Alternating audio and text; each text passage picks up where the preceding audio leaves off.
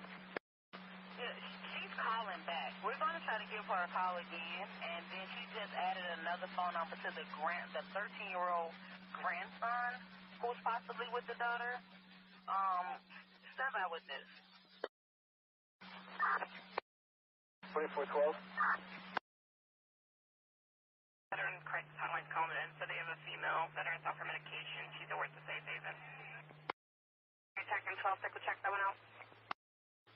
6 Rumble, 2 point start, take your shots.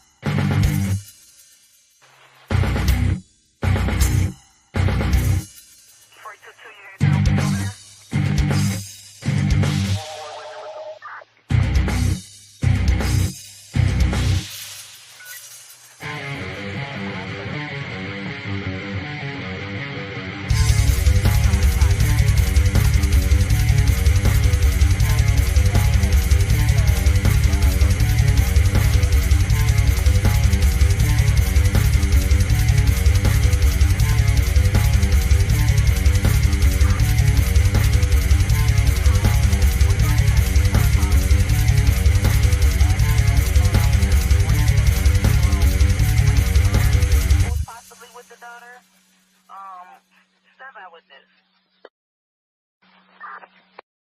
2412.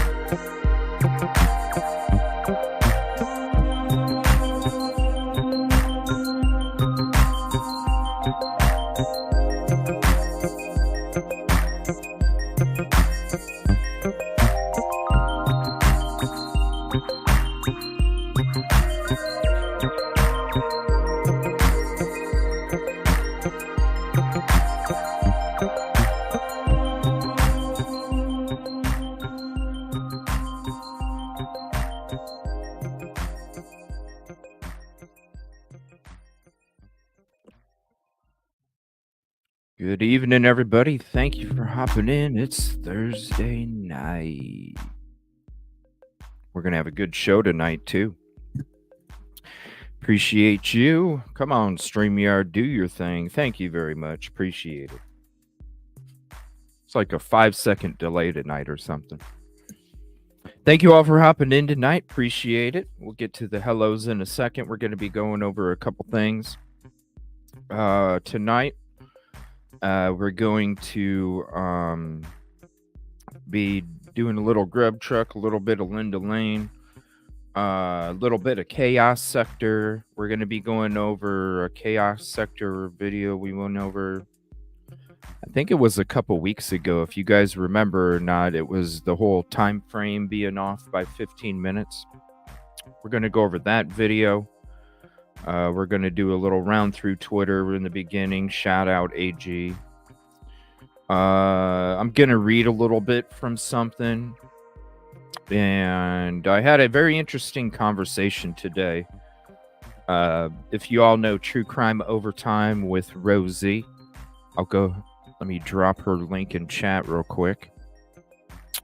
True Crime Overtime with Rosie. We're going to be having a show with her on Monday morning. Where did it go?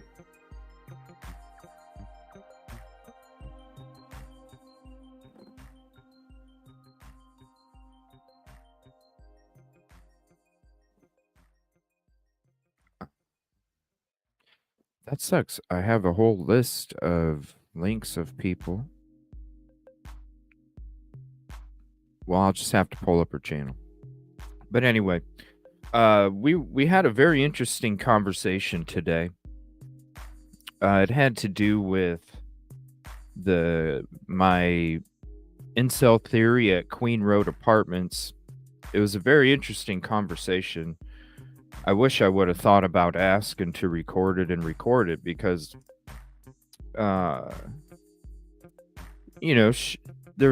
she had a lot of questions. How did you get to that? What made you think that? I kind of went into. I just really did a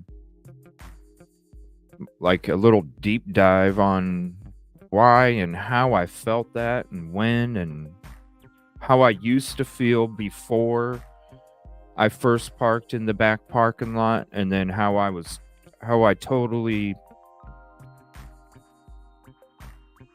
that's where once I hit that parking lot, it was like, whoa. Incel theory at Queen Road Apartments. And it's very interesting. We were having a conversation and she was like, I think that theory is, you start to look around, you start to do some digging and you're like, man, that really, she goes, I'm surprised that it's not more of a topic. And I am too, because when you hear these words, it'll just be a paragraph I'm going to tease you with, but hear these words and you kind of hear how all this took place, in another way, and examples and timelines and, words and thoughts, and it's a very graphic it'll be a very graphic episode Monday, but I think when we mix this manifesto, and then you mix it with that, and then you kind of explore that a little more. That's what we're going to be doing Monday morning. It'll be, I already know there's just no notification out. It'll be Monday morning at 11 a.m. Eastern. So we're going to have a show, me and True Crime Overtime with Rosie, discussing more in depth of the Queen Road apartment incel theory that I have, and other things that kind of make it seem like, you know what? It makes more sense. So we'll go ahead and say what's up, and we'll get into this tonight. It's a creepy paragraph. Kib Kitty, ticket number 4. Jacqueline, ticket number 6. And when you hear it, or you read it and you hear it, and you're just like, whoa. Hello, typically unique number 9. You're here early tonight. What's up, typically? Caddy, ticket 10. Thank you. I was number 1, but YouTube never lit it up. Oh, no. 49er girl, what happened? Michelle, good evening. Ticket 12, Katrina, thank you. What's up, Mary? Ticket 13, Sea-Dog. Ticket 14, hopefully you're feeling better. I know there's a lot of people that got the bug still. Man, it's crazy. Like, when's it been, community, that's been with me? When was it? Like, August? Is that when everybody started getting sick? August, September? It's crazy. Prayers, everybody. You're not? Oh, shoot. That's not good. Collateral damage, ticket 17. Thank you. Diana, hello to you. Ticket 18, Moonlight Rays. Aw, bright blessings. Kelly, ticket 20. And then there's a ticket 21 for Moonlight. What's up, Christina? Ticket 22. What's up, Sue-Ann from South Africa? It is... What time is it over there? Like 2 in the morning, right?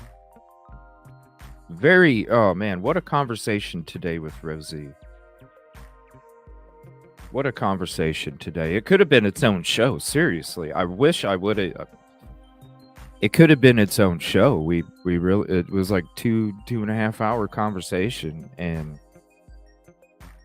very interesting. I wish we would have. Sent link to file to your Discord. Okay. Alrighty, we will check that there. I wonder how this would sound. Let me know, because when I did my edits for the show, you know, for the change and everything, let me know, because I couldn't remember the volume levels that I made my intro videos. Do me a favor, like, if one of them's too loud or something, or this one's louder than this one and this one, there's 3 of them, let me know. I got the one with me playing the guitar in the beginning with the flashing screen, you know, true crime discussion. Then I got the next one is from Grismatically, that's the original from the first time I had an intro, and then the third one is from Grizz, and that one is just the walkthrough lead up to the show. So let me know. I couldn't remember from back then what levels I set for the audio, so I was just I you know, let me know if one of them is louder than the other. Oh, what's up, Moonlight? And there's the man himself, Grismatically Clever. Definitely subbed him. He's got some great content. A lot of music videos and stuff, too. They're really cool. Crystal, what's up? Very artistic individual. Thank you for hopping in. Sherry. What's up? What's up, Heidi? How you doing tonight? Carrie says, hi, is the number when... Yes, the number's when you hit the like button. So, like, I know it's cheesy, but when you go to, like, the BMV, you know, and you pull that little ticket out of the thing, you know, and then they call your ticket. It's something that, I think the community started, actually. You guys started calling it a ticket, I think. And then I'm like, well, I'll call your ticket out like we're at the BMV. So, because I'm here to serve you. It's the Easter egg in it. Kim O, ticket 30. How are you? Creatrix. Hello, my darlings. Cry me. Me darlings. D. Marie, ticket 31. Me darlings. What's up, Karina? How are you? Corpus Christi, Texas. Blessings to you too. Thank you for hopping in. Ticket 35. And the girl in white coat goofing around. Keep an eye on me. We're going to be looking into some different things tonight too. Some of the zoom in stuff. Mainly, we're going to be talking about that red car again. So when we're going to the grub truck for tonight's episode, we're going to go into that in the future. And the Linda Lane stuff as well. But for tonight, we're just going to use the section where we're going to be talking about that red car. What's up, Mission Girl? Be talking about that red car again. What's up, Sussin? Thank you, Janet. Ticket 41. Appreciate you. 2:45 in South Africa. There we go. Whew, that's early. Thank you. Lisa Wilson. It was crazy talking to Rosie today. I learned a little bit about South Africa, like what do they call them? Oh my gosh, I forgot already. Where they shut off your power for like 4 hours at a time? Like crazy. Whatever you know what they're called. I can't remember the word. Ticket 11. What's up, Nina? Good morning, Moonvale 45.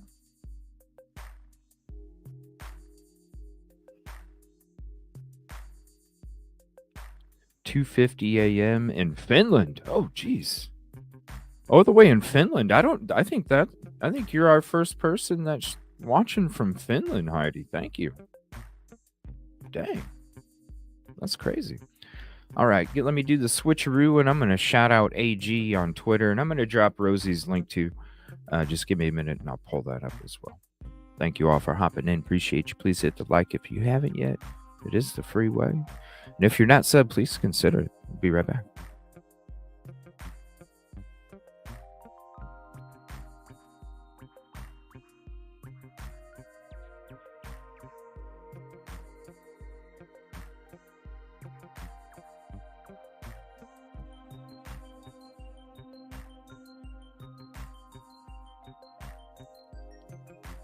All right, so this is the first thing I'm going to share. This is AG on Twitter here.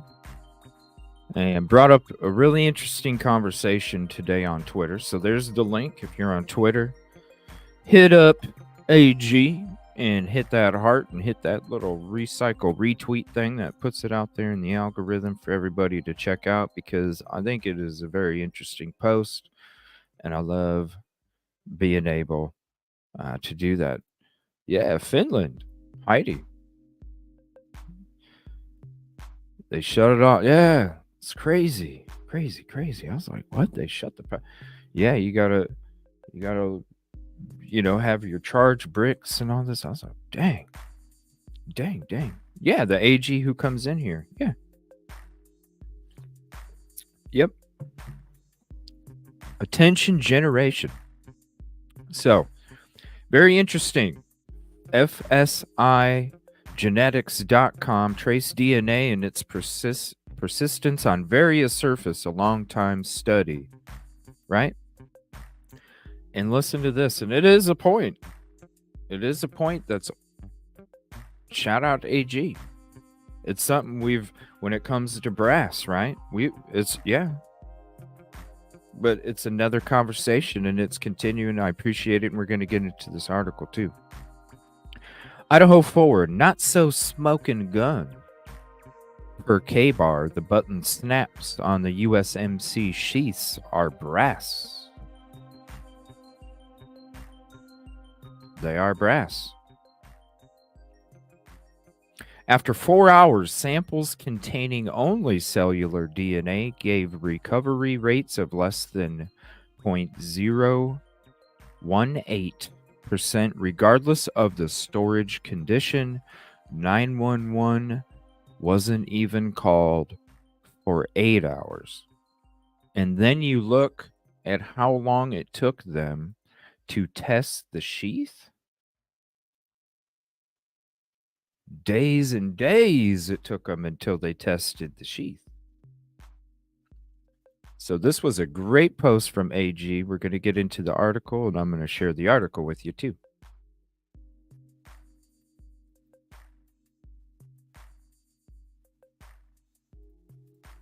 Hopefully this link fits because it's huge. Hold on. See if it fits. Did it fit? YouTube's thinking. Oh, it did not fit. All right, hold on. 1, 2, 3, 4, 5. All right, make sure you type in HTTPS, not HTTP, because you don't want to go down that road. But there's the link that'll fit in YouTube's chat. Unfortunately, I hate cutting the security out of the HTTP, but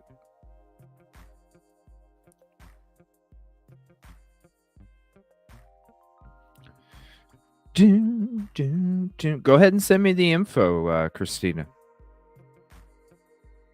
Let's see. Accept all cookies. Let me see here. DNA has the capacity to persist on lead for up to 1 year. And this is all stuff we've all, to be honest, Christina, I think everybody in the community hasn't everybody honestly talked about the sheath being brass. And I mean, I think this has all been a topic for, I think it was the beginning of last year, honestly, about a year ago.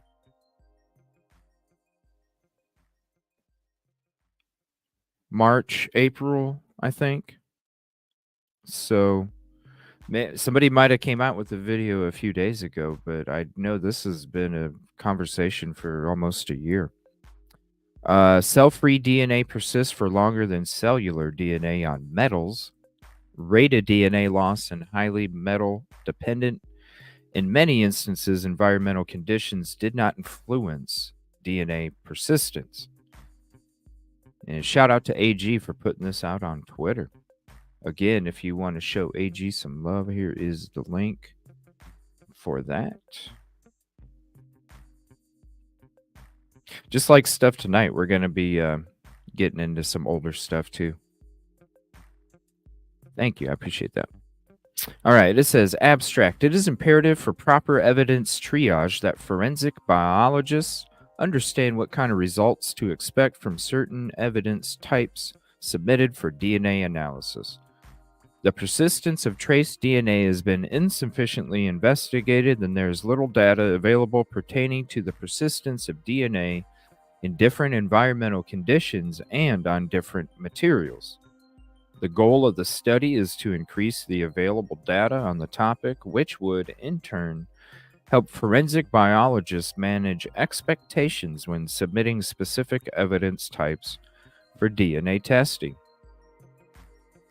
The work presented hereon is a large-scale persistence project aimed to identify trends in the persistence of DNA trace and indicate how different environmental storage conditions and target surface characteristics influence the persistence of cellular and cell-free DNA, quote, cfDNA, over time. To eliminate variation within the experiment, we used proxy DNA deposit consisting of a synthetic fingerprint solution, cellular data, and cfDNA.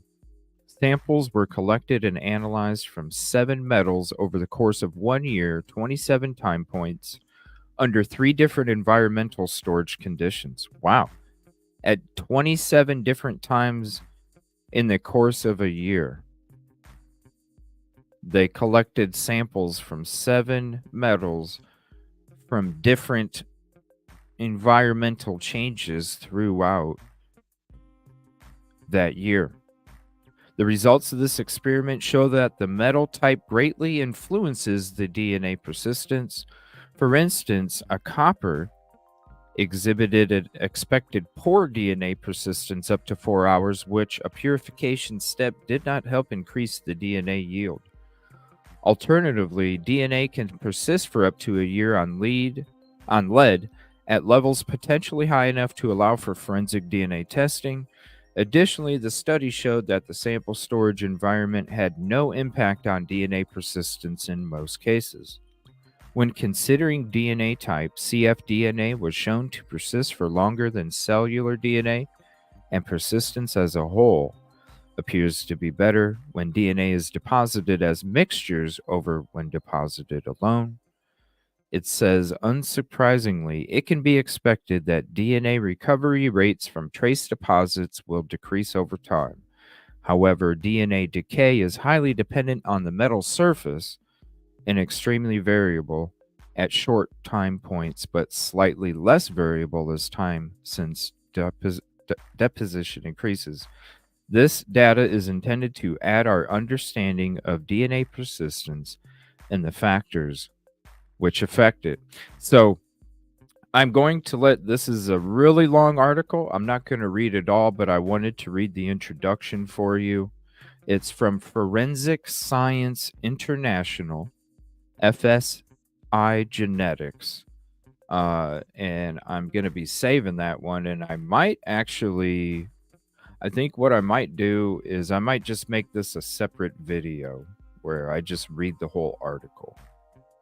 And then we can put it out that way.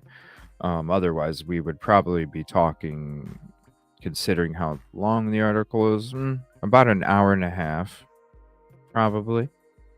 So I'll share that again with you. And keep in mind, you got to type the HTTPS because I have to take it off in order for that to fit. So there's the link again if you want that.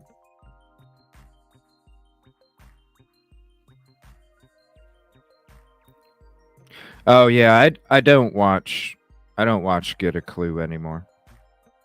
I'm good. I'm good. When somebody else that has more than you bitches about what they don't have and you're grateful for what you do have like I am, that's why I don't watch that channel anymore. I'm just being honest. Cuz I have way less and I'm in a way shittier position and I'm grateful for everything that I have. And for somebody to have a baby fit and quit YouTube, and I'm sorry. I'm good. I've already stated that a couple weeks ago. All right, let me look at 1 second. Yeah, I'm good with that channel. To each his own. Yeah, I'm good. Thank you, though.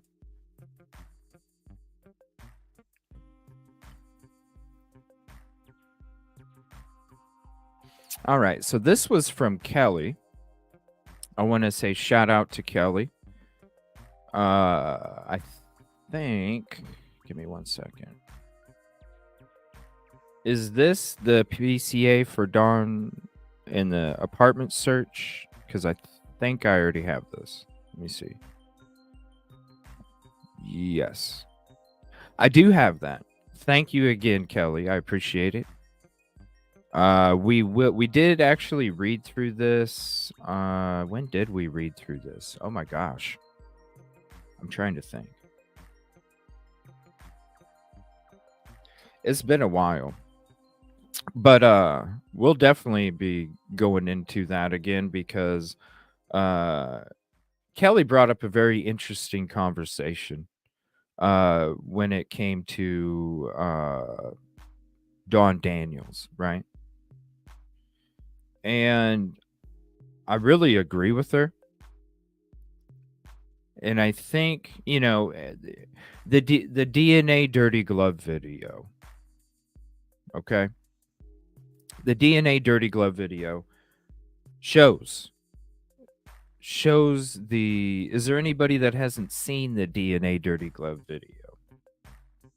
It shows the level of contamination before they even entered the property. We had talked about it before. We did again at one point a few weeks later.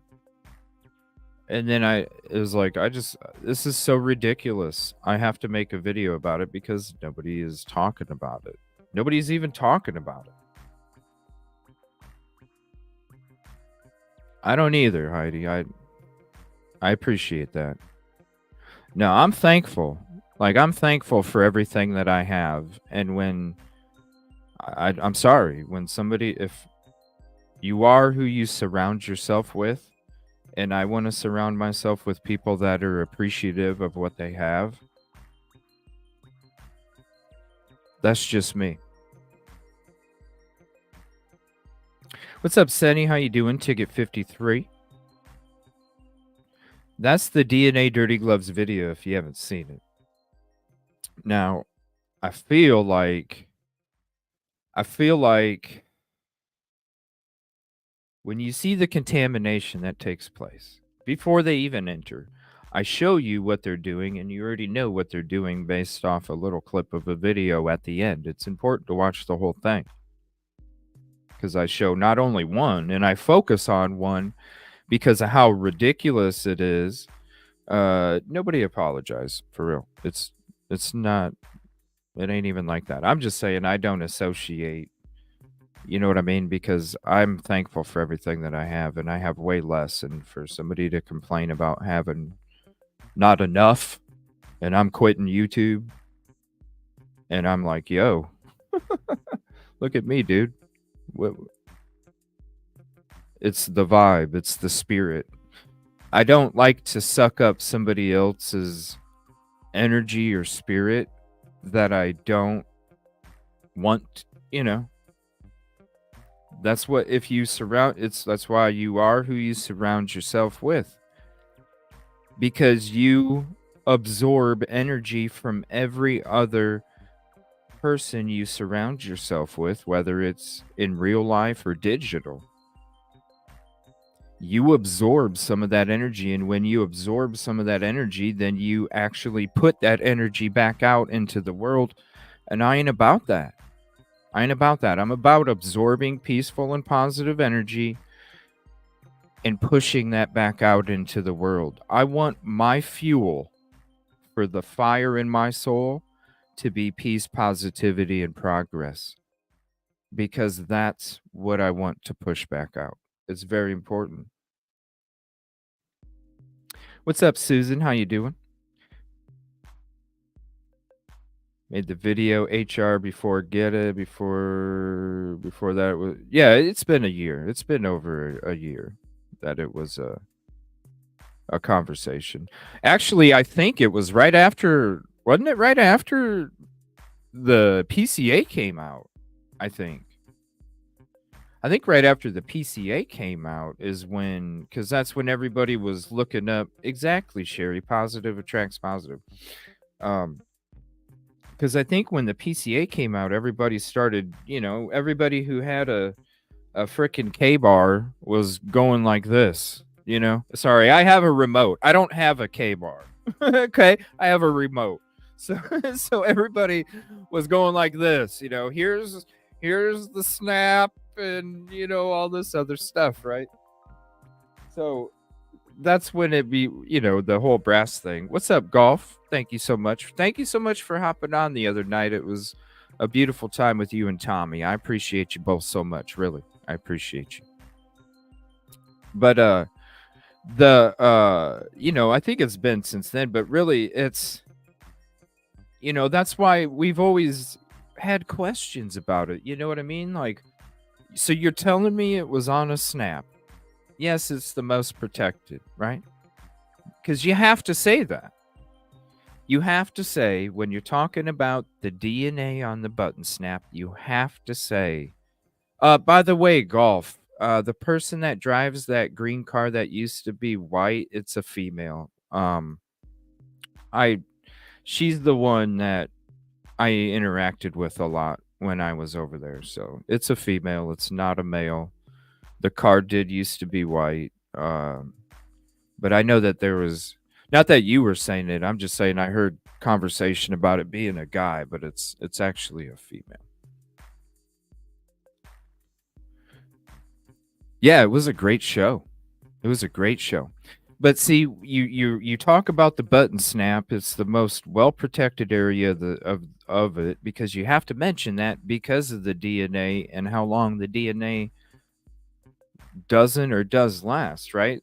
And that's why we have questions. That's why since that the button snap, that you go from the button snap, then you go to the person that's qualified to handle evidence. Okay, that's the important button snap, person that's qualified to handle the evidence.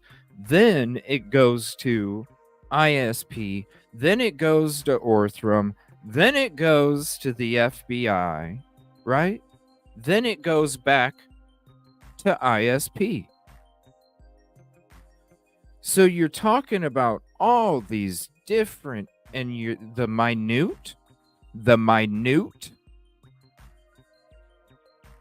possibilities of contamination, the possibilities, like even with Dawn Daniels' boot stepping on her partner's glove, the same person that's going through Mr. Koberger's apartment. So there was a conversation. Is Dawn Daniels the one that's under the Brady Giglio? Was Dawn Daniels, is it her records that they're going after? Is it Dawn Daniels? Is Dawn Daniels the reason why?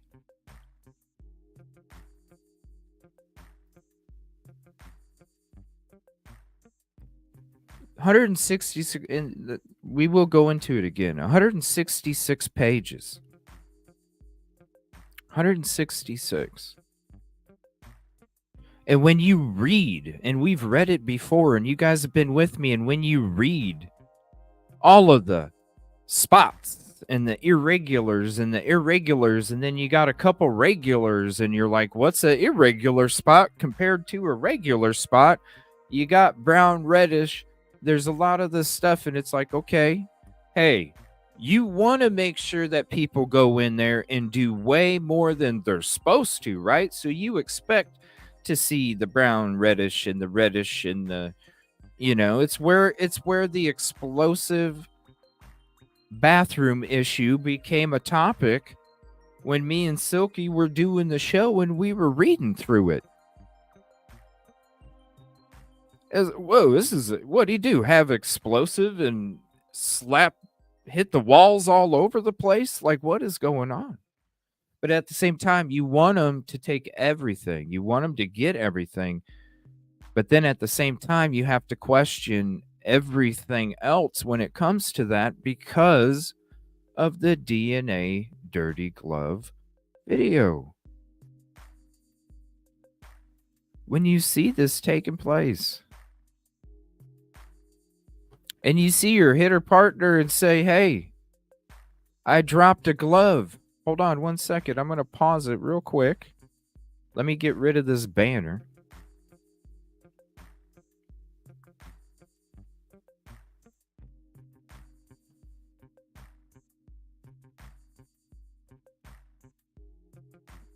Let me get rid of that banner. When you see this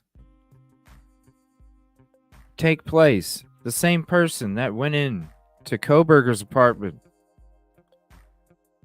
collected DNA, right? I got to get rid of my banner too. See, the glove is on the ground already. And if you haven't seen it, here's the link for the full video, and you got to watch the end of it. And I'll just show a screenshot of the end of it. Get out of my way. Here's a glove. And then look, I'm going to grab more clean gloves. I'm going to grab more clean gloves. Then my partner's going to I'm going to grab more clean gloves and stuff them in my pocket with the same glove that I just picked up and my partner was standing all over.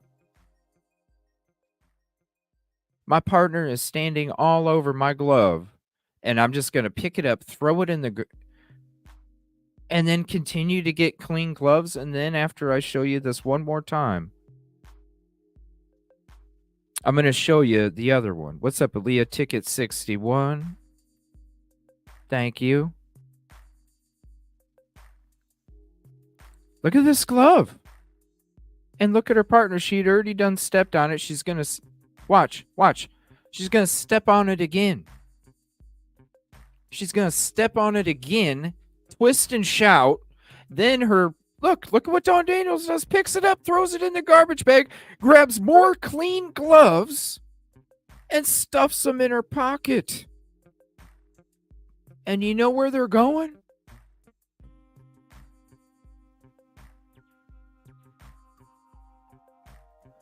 There's the girl on the right. And then there's Dawn Daniels. And you know what they're doing? Oh, I'm blocking it. Give me 1 second. And then there's Dawn Daniels. You know what they're doing? They're collecting evidence. Touching evidence. Collecting evidence. And this, you were the same ones. Before you were doing that, you were out here doing this. That's what you were doing.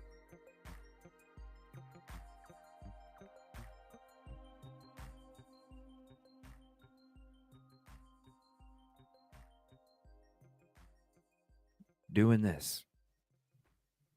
It's horrible.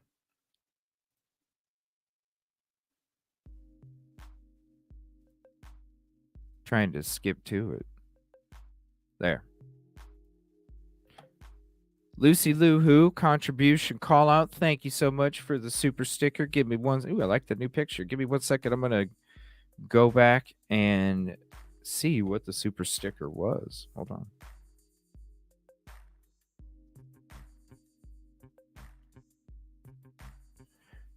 The prickly pear dropping the mic. Thank you so much for the 5. I never seen the prickly pear dropping a mic. Thank you. What's up, Sandra? That's what you do before you enter the crime scene. If you can't trust the contamination before the crime scene, how can you trust the contamination inside the crime scene? So it's like I said back then, who's to say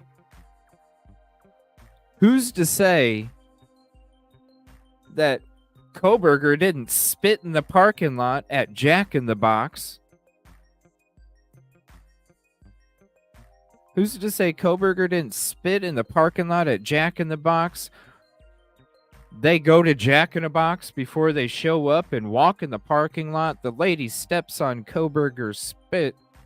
And the next thing you know is spit then gets transferred to the dirty gloves that get thrown into the garbage. And then that DNA gets transferred to the gloves that grab the new gloves to put in your pocket.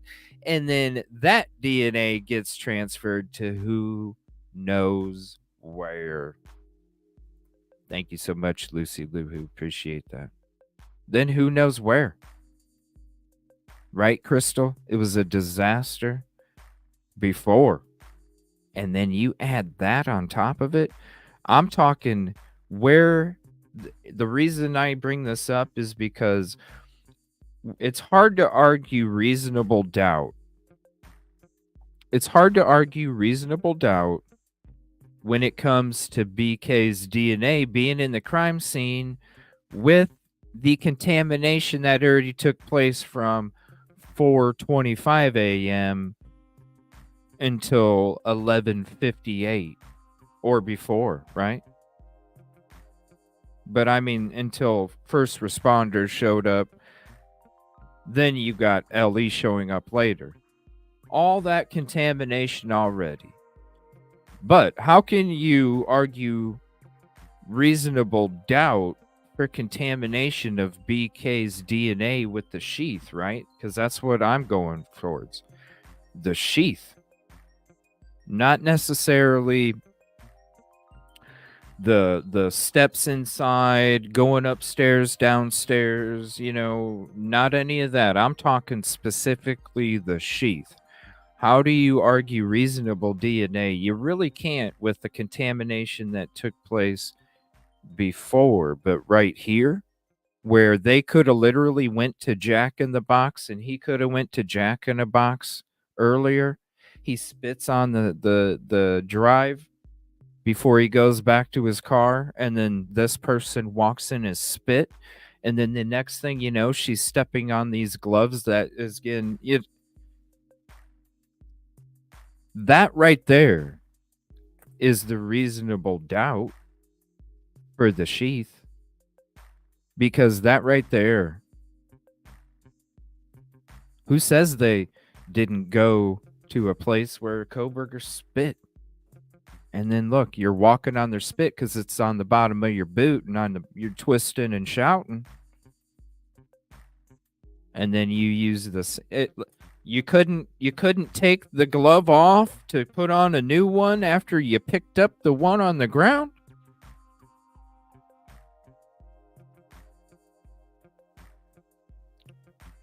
Just looking nonchalantly, stuffing those gloves, and look. And then after you're done doing that, then you start to dig into all of your equipment. Your equipment. Let me get rid of me so you can see it. You start to dig into your equipment. Oh, I can hold on one second. There. You start to dig into your equipment. Not only you grabbed a whole bunch of clean gloves with a dirty ass glove. Who knows whose DNA's in that parking lot? There was cars and feet and all sorts of stuff going around that parking lot. Who knows? But I guarantee you it picked up DNA. I guarantee you it picked up DNA. And I guarantee you DNA got transferred. DNA got transferred in this process. I guarantee you. To tell me that no DNA was on there, you don't know. They could have went to Spokane earlier that day and had somebody's DNA from Spokane on the bottom of their boot that got transferred to the personal protective equipment that they go in with when they're going into a frickin' crime scene, yo.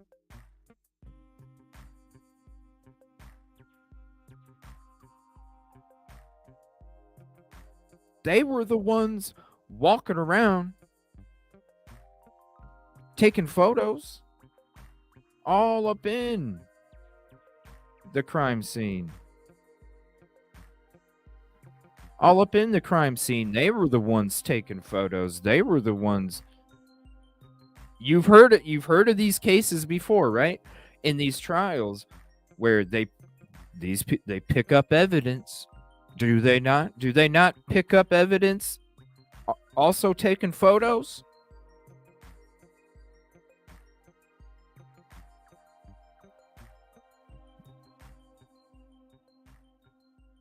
That's why I don't understand why the DNA dirty glove is not more of a topic. Shout out to the Inquisitor.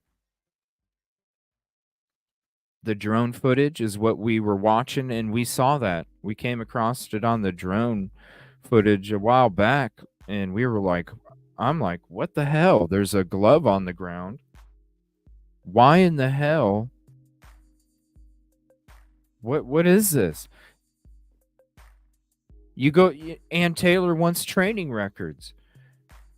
I want to know who doesn't know how to handle a crime scene. Yes, American Princess. Taking photos. You see that camera going around the neck? They're in there taking photos of evidence. And you can tell it's her. Because look at the frickin' hairdo, yo. Look at the Vanilla Ice chip chop going across the top. You go back here right before they walked in the crime scene. Vanilla Ice Chip Chop. Ponytail at the top. It's them. It's both of those ladies in there taking photos of evidence, and this is what takes place outside before they walk in a crime scene. And you know what was crazy? I'm on Law and Crime Network, Jesse Weber, live Q&A. Jesse, have you seen the drone footage of the forensic team before they walked into the crime scene, Jesse? Did you see the dirty glove? Did you see the PPE not being changed after contamination? Did you see this, Jesse? Jesse's going, reading comments.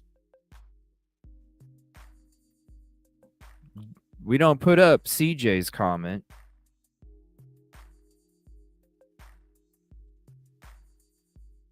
We put up somebody's comment that's like, do semis make wide turns going right? That's the kind of comment you put up. Yes, they do.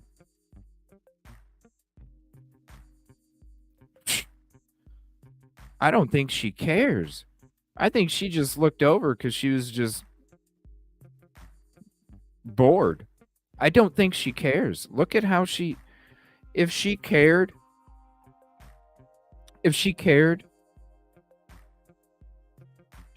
Listen, you take the glove off and you put a new one on after you touch that glove. You take a glove off. You take it off. Watch. You do that, right? Just like when you're taking your dog out to go potty. You have those gloves, right? You're taking your dog out to go potty. Your doggy does a doo-doo on the frickin' street, right? What do?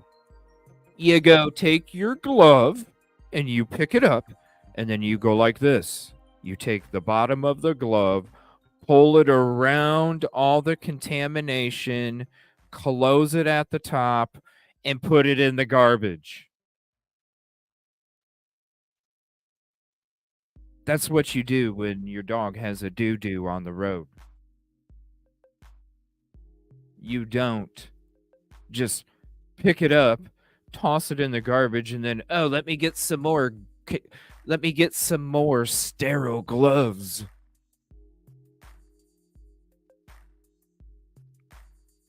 Yeah, I did. I'll share that with you guys here.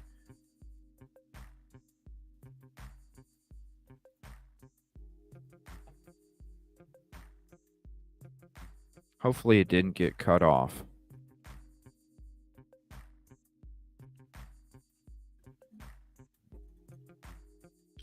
Crazy. Isn't it? You mean crazy? Yeah, crazy. It is, right? How can you trust... If you can't trust the contamination outside, how can you trust it inside? What's up, Jackie? How can you trust it? You know, and then look at how she treats her partner. Hitting her leg, like tapping it. She already, right in the beginning, she already shows her, hey, she already says, hey, there's a glove on the ground. She already knows it. She already says, hey, there's a glove on the ground. You can watch her.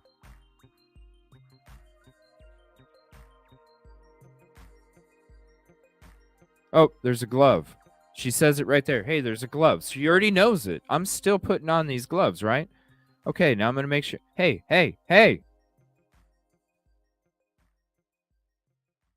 And then uses the same hand to grab more clean fucking gloves.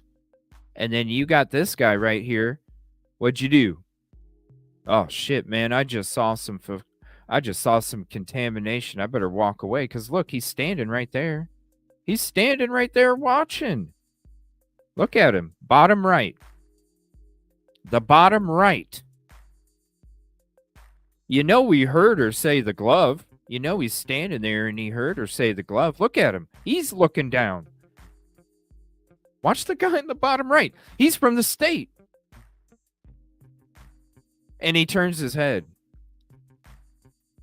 Oh, wow. Look at that. You turned your head at the right time, didn't you, buddy? Look at that. The exact time it took for her to pick it up and throw it in the garbage. And then once she starts grabbing new gloves, dude looks back over. That's timed out well. Look at that. Bam. Right back. Wow. That's timed out so well. What's up, John Morgan, ticket 66? It's timed out so well.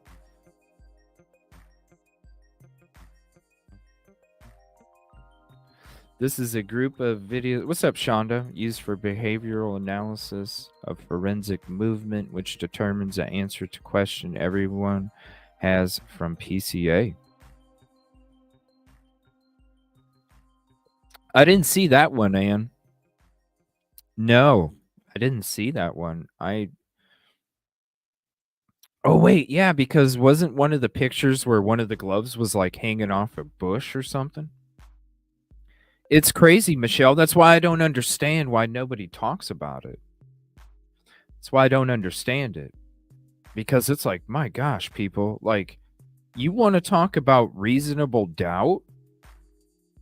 You want to talk about reasonable doubt? That's reasonable doubt right there. How do you not have reasonable doubt when these are the people that have the protective equipment to go in, and they're supposed to be the ones that know how to go through or how to process a crime scene?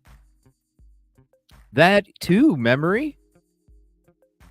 They're not even using serve safe restaurant fast food standards. Like I said, when you're taking your dog and the dog does a do on the neighbor's lawn,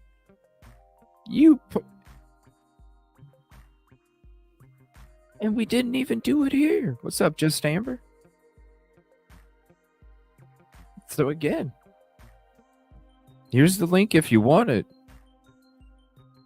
And I put the title. It's the title is The DNA, Dirty Gloves, and Whatever Else. Because I'm telling you right now, like I said, when you can't trust the contamination on the outside of the crime scene, how do you trust the contamination inside and whatever else it was? Because who knows whatever else was on the bottom of that boot that got transferred over to the glove, that then got transferred to the clean protective equipment, then that got transferred into the crime scene itself. That's reasonable doubt.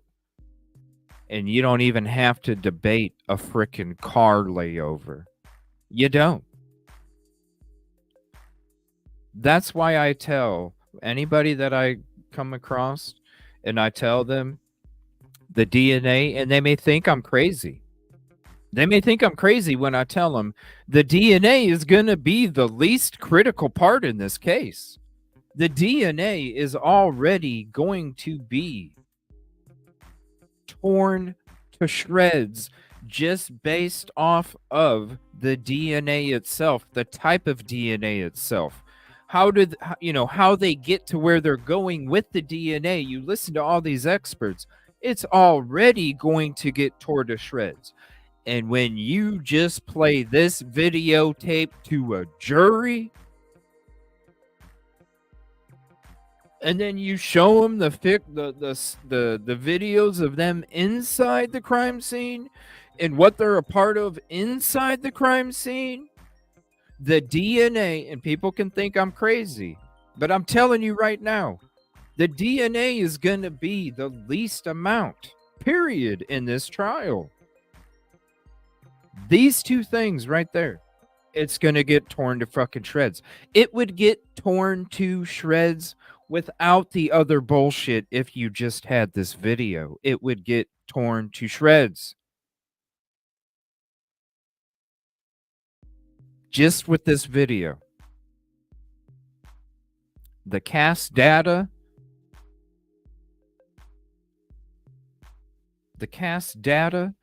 and the video surveillance is what's going to be key. The CAS data, number one. CAS data, video surveillance, then the DNA under the video surveillance. Because you would have a better argument with choppy, grainy footage trying to match up Kohberger's car. You would have a better agreement with choppy, grainy footage than you would with this DNA. Regardless of the contamination before noon, regardless of the contamination after that, right here. Because when you, they didn't test the sheath. They didn't test the sheath at this point, did they? No, they're not. They didn't test the sheath at this point. They didn't test the sheath for over a week, almost 2. They didn't test the sheath. So, besides it being brass, which DNA only lasts 4 hours, besides the contamination from 4:25 a.m. until 11:58 a.m., besides the contamination that took place from 11:59 a.m. until when these individuals showed up, minus all of that, this video right here, reasonable doubt with the DNA. You don't need to argue the DNA when you have this right here and you see the bullshit effort that these investigators gave these victims, because this is bullshit effort for these victims. You are in these positions to give these victims 150%. That's why you're there. And this is the 150% that you gave these victims that have no way to defend themselves after this crime took place. And this is what the fuck you do. It's as easy as taking your dog shit glove off and getting a new one. And that's your 150 effort right there.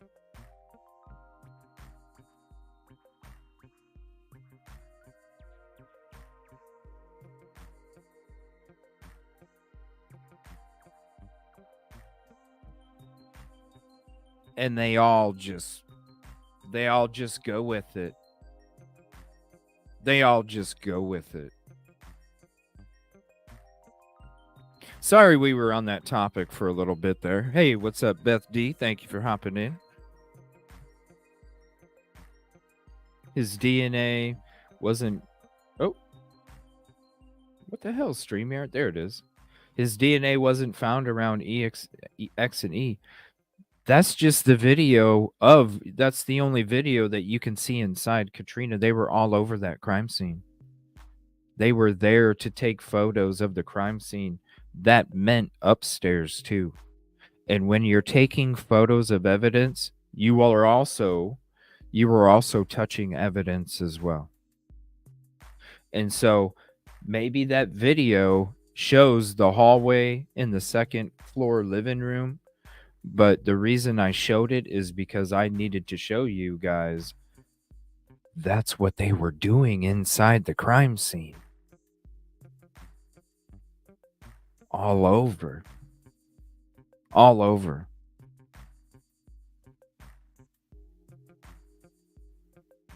Nothing. There's no... And Taylor even said there's no timestamps, or they don't even know date. She said, we don't even know if some of the photos of evidence, we don't even know if they were taken on the 13th, the 14th. We don't know the time. There's no info. So you know what they did is they gave the copies, which is cool. Sometimes when you transfer files, when they're encrypted, sometimes when you transfer files and then you give copies of those transferred files, it gives a new timestamp and date and removes the old one. So that could be a reason why she doesn't have timestamps or dates of crime scene photos even.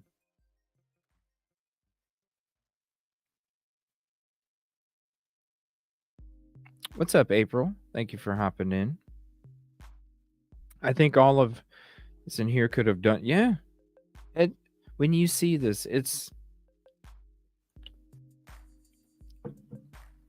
very, Sherry, very. Like I said, that you already know that your job is to go to a crime scene. You already know. You already know. It's like putting your foot on the brake to put it in reverse, your car. You already know you need to put your foot on the brake to put it in reverse. Yes, you could put the car in reverse without putting the brake on. Most cars. But is that good? No, it's not. Is this good? Yeah, I could not change my glove, but I know I should. I know I'm supposed to. And when it talks about victims' justice, because that's why you're there, that's why you want to do that job. That's why you wanted to be there, to be available to do that job, because you wanted to be about the victims, right? Because you don't just do it because you don't want to work at McDonald's. You don't just become. It just doesn't make sense to me. You do that for a reason. That just like a farmer that gets hired to shovel pig do. Well, that's what. Hey, that's what you're hired. You know that's what you're hired to do. You accept what you're hired to do when you're doing your job. I don't understand it. Golden Ticket 69, thank you. I'm saying the sheath was. Oh, okay. With it. See, whereas all the DNA of his, that would be all over the house. I gotcha. So they what? Like maybe they just like rubbed it or something. See, I feel like, and I'm not saying that it wasn't, because I've explored that too, Katrina. I feel like it was one of the victims. And some TV like SVU evidence collectors even wore blue cover-ups. Well, they do wear cover-ups, but this is what I'm saying. Because yeah, the cover-ups inside, yeah, that's personal protective equipment too, right? That's personal protective equipment too. But when you can't trust,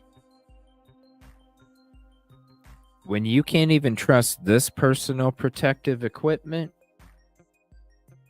how can you trust this personal protective equipment?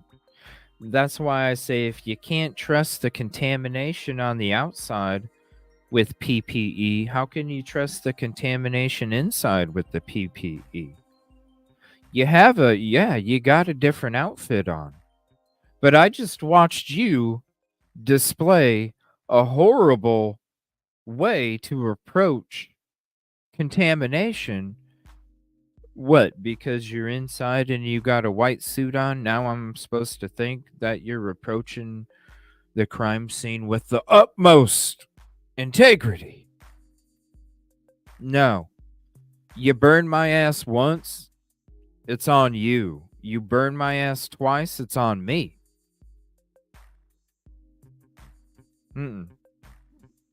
No.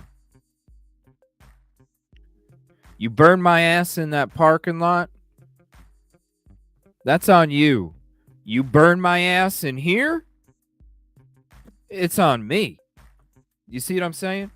That's why if you can't trust it out there, I can't trust it in there. Because if you done showed me out there already who you are, what you're about, you think I'm going to trust it inside here? No, sir. Not happening. Not happening. Did you notice that white folding tables with beer bottles still... Yeah, right? Yeah. Right, Shonda?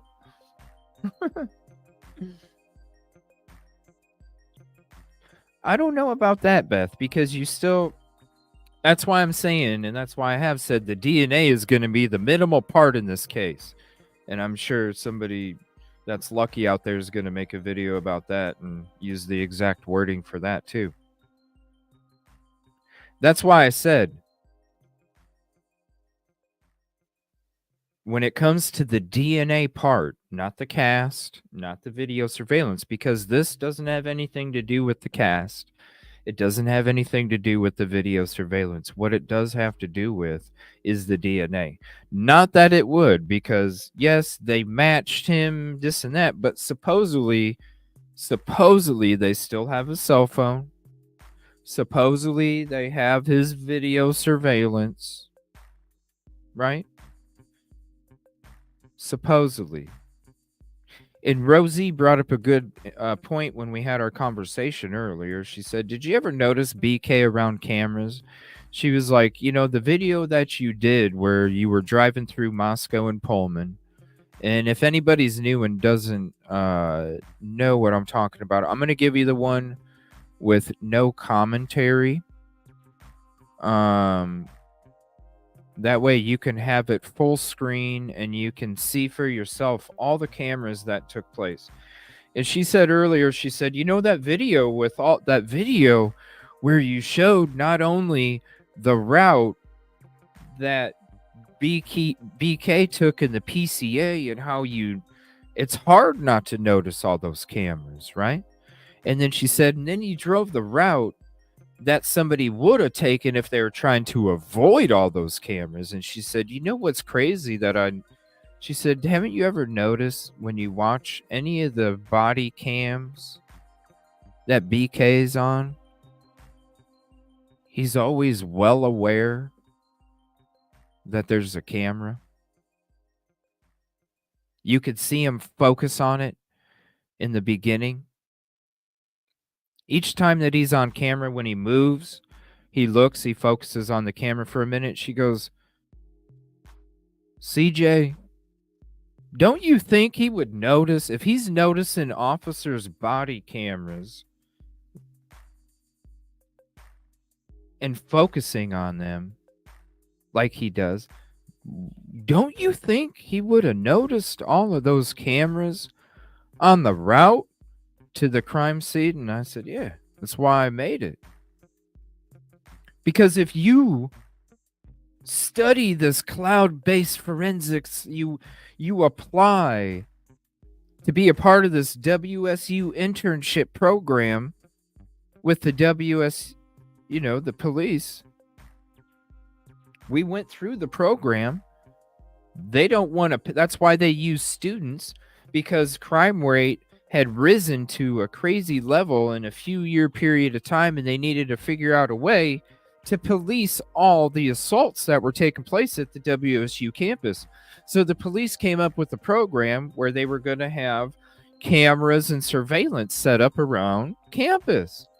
But they didn't want to use their budget, and they didn't want to use any of their manpower in order to have the protection for the students, because they need people behind these cameras. So that's when they came up with the internship program. That's where it was born. So BK applied to be a part of that internship program where he would have known the cameras. You see what I'm saying? That's why I've always said, if somebody wanted to commit this crime, they're not driving all up and around. If they're at Steptoe. Because if you're at Steptoe, you go by Airport Road, you follow Airport Road down to 270, and you're literally on 270 for 2 blocks before you hook a right, go by the Kibbe Dome, and then you're at 1122. Minimal surveillance, period. Minimal surveillance. So I thought it was a very interesting thing that Rosie brought up today, because it's like, yeah, you look at the body cams, he's focused. You can see his eyes laser in on him at different points. Of course, he's going to know. These cameras ain't hard to find. It's why I took the footage I did, because really, they're not hard to find. And I'm like, this is a joke. You're telling me that somebody that wanted to commit this crime and get away with it really drove around all of these? Like, we're not just going to hook a right and go by the Kibbe Dome when we get to Moscow. We're going to go drive down and up around and go through Indian Hills. Like, what? When you're trying to make sure you get away, but you're leaving digital footprints all over the place. Mommy, I don't want to get caught stealing a cookie out of the jar, but I'm going to leave 3/4 of the cookie and crumble it up and lead you to the path where I'm hiding in the fucking corner. No. What? April, thank you so much. Contribution call out for the $3 super sticker. Let me see what you dropped. I appreciate that so much. It is a prickly pear with the fist bump. Thank you so much. And that prickly pear always looks like he's working out too, because he's got that headband on, and his little prickly pear, his stem keeps flying around. Appreciate that. This photo is still, this is a still shot of the video I mentioned. Which photo? This one? After all the conditions were too hazardous for the jury to walk through, so they weren't there in full PP. What? You're that's the title. Questions and Contradictions. It used to be just Idaho4 case conversation if we were just having a case conversation about whatever. It's really hurting me not being able to be on in the morning because I can't get through everything that I want to. But that's why I'm starting to call it questions and contradictions, because there's a lot of questions and there's a lot of motherfucking contradictions. Sorting rubbish. Yeah, that's people in PA do that, and they separate their garbage. They have to. There's bears out there, yo. When I went out to PA for the manhunt and I had to stay at the hotel, the hotel desk person warned me about, hey, if you go outside, make sure you don't leave wrappers on the ground. If it's late at night, I wouldn't suggest eating outside. You might want to. I was like, what? And they're like, yeah, bears do come around, just as a heads up. I was like, okay. Yeah.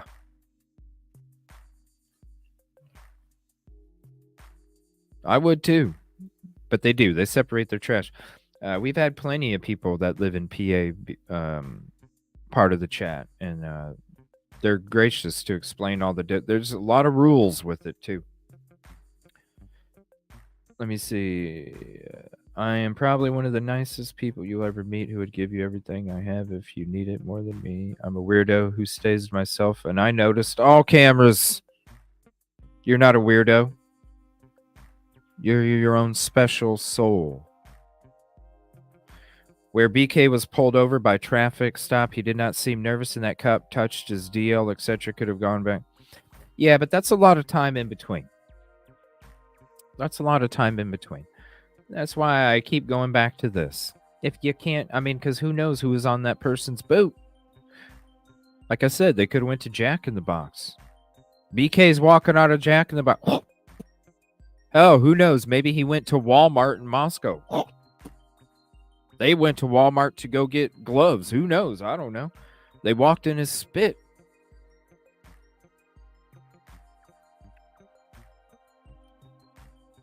I know. And this is what's sad, Jackie. It's like, it's as easy as taking off the glove and putting on a new one. Like, how much is those two gloves worth over the truth and justice to make sure there's no contamination? I'm just saying. So you're telling me those two gloves are worth more? You couldn't take both of those gloves off and throw them in the garbage. Those gloves are worth more than the truth and justice for those victims. You ain't in the right profession if that's how you feel. I don't pick dog shit up without a glove on.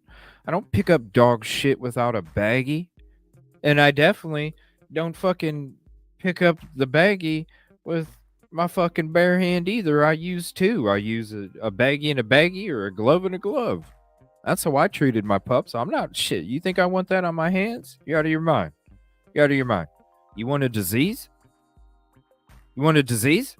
Janet Shepard, $2 super chat contribution call out. Thank you, Mons and family, and of course CJ, and thank you, Janet, for your contribution. Seriously, every little bit means the world to me, even if you're just hanging out in chat, because I do this 24/7, and it's because of you. While I'm able to be here, it's because of these assholes next door that are loud as shit when it comes to this fire restoration shit, that I can't do my damn shows. People, the last 2 days, I'm literally going crazy, because the last 2 days I have to have my damn headphones in, because the sounds of a sawzall and a frickin' earthquake keep going on because of all the demolition next door, and it's driving me nuts.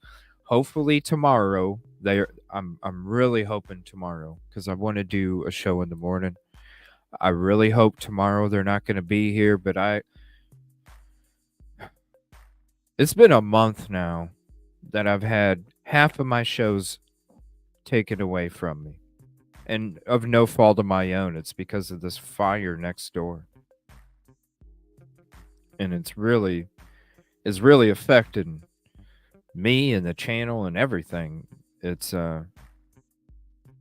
just a bunch of bullshit. Taxpayers have no say in anything. People don't realize who they. Yeah, you got to study who you vote for. You know what I mean? You definitely. When we can't even. I was going to talk about the border, but we'll keep that for another day.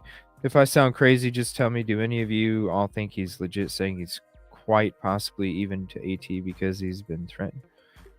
He's legit staying quiet. BK. Well, Jackie, you bring up a really interesting point, and we discussed this last night. When it comes to, they don't like outsiders. They don't like outsiders because they don't want, number one, they don't want outsiders because they don't want the influence of outsiders to overtake the way that they have done things, okay? The way that they have continued to do things over time. They don't like insiders, number one, because influence can take over. So if the insider comes over and is like, hey, we got these new ideas, if BK comes over there and says, hey, I got these new ideas for your forensic cloud-based security. No, we do it our way here, son. They don't like. They do what they do because that's how they want to do it, and they don't want outside influence to change that. And when you allow a small outside influence to have possible change, what does that do, people? It gains a movement. And when it gains a movement, next thing you know, we've ran Moscow this way for 100 years. And now Jimmy's coming in here talking some radical shit.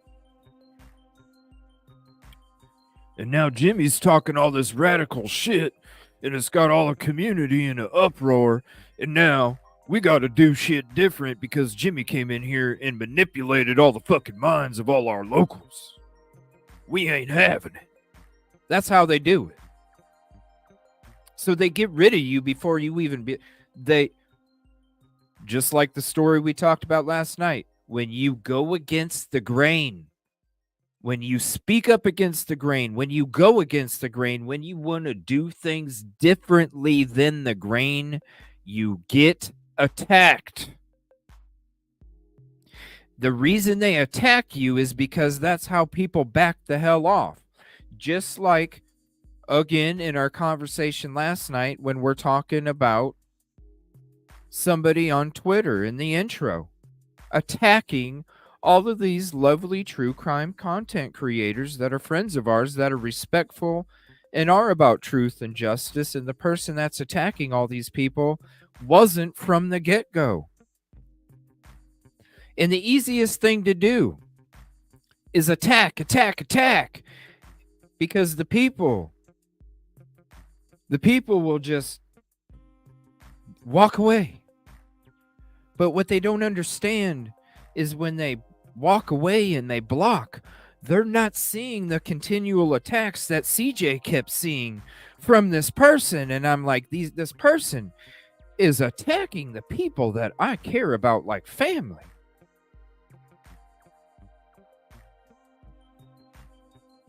And so it takes somebody that says, you know what?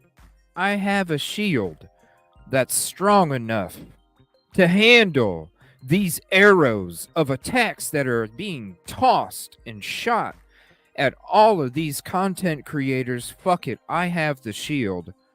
I'm walking towards this motherfucker. And that's what we did yesterday, and that's what I did the last couple days. And that's what I'm going to continue to do. And that's what happens here. Attack. So these people back the fuck off, and they continue to do what we've been doing in Moscow for 100 years. Be damned if we have any other influence coming from the outside. We do our things the way we do them here, and we do them just... No, right? Ticket 76, Latitude. What's up, Teresa? In the pocket, yeah. Sorry, I'm way back on chat. I was in little... Like I said, the whole acting bug. Even though I'm not like on here doing a character in front of you guys, I'm doing it voice-wise because, I don't know, I like to try and just add flavor to the things that we talk about. That way it's easier to like put yourself there, you know? Do you think they were even wearing the same boots? Who knows, right, Michelle? But this is the thing. And this is why I say, besides all of everything else, this video right here, regardless of whatever other possibilities of contamination that there could be, and there could be so many, regardless of every single one of them except for this video right here, it will trump any other kind of contamination, because if you can't trust the process on the outside, you can't trust it on the inside. And if that means you can't trust it on the outside, and you definitely can't trust it on the inside, which is the pinnacle, then of course, can you trust it in these other places, Michelle? No. And you didn't even ask this person to offer a sample of DNA. Why not? What's up, Starla? I hope they do. Because I'm telling you right now, we talked about this in our OJ25 members live on Sundays. We talked about it last week. How many people thought OJ's trial was going to last 7 months? 0. So to say, with all the new things in OJ's trial that took place back then, the new type of DNA, the new type of DNA connection, the new type, the evidence, the sloppy work from LE, the investigators. How come you didn't take more photos? Because the camera ran out of film. Were you not at the station? Yes. Do you not have a stock room that has extra film? Yes. Why didn't you take more pictures? Well, she wanted to go. Why was the DNA in the back of a trunk for 2 days? Well, it was protected. When you look at all those different things in OJ's case, did anybody think OJ's case was going to last 7 months where you were at in the part of OJ's case where we're at in this case with BK right now, and we haven't had a trial date? Zero. So how can you say that this case isn't going to last 7 months? How can you say it's not going to last 7 months with this kind of shit that's taking place, with the kind of shitty ass crime scene investigation process is OJ's case? Same thing. Same thing. The handling of all of this, the contamination.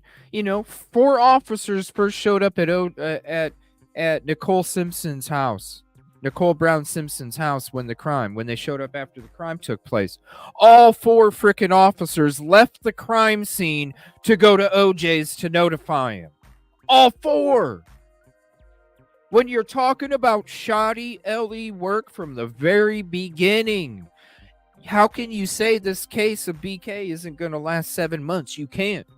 So to sit there and say that we can wrap it up in a 6 to 8 week period, Mr. Bill Thompson, and it's not going to affect everything we say it's going to affect, that's why we need it in the summer, you better change the venue, because I guarantee your ass, you're going to be going through the beginning of the next semester, sir. And if you ain't going through the minimum of the very first semester that's coming up after the summer, I guarantee you you're going through the semester, and you might even be going through the next one. Change a venue. Change a venue. It makes no freaking sense. Oh, I'm sorry, Susan. Is there like a delay or something? I agree about the bashing. I just don't want to bash. What? What happened?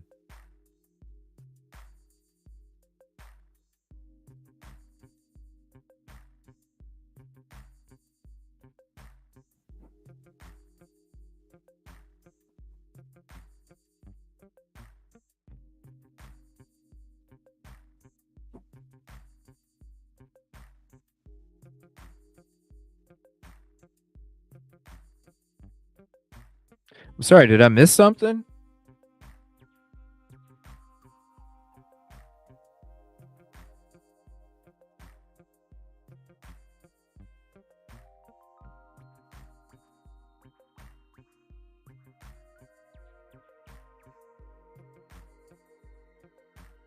I don't know. Maybe I'm missing something. Tell me in the mod chat. I mean, I don't see nothing typed.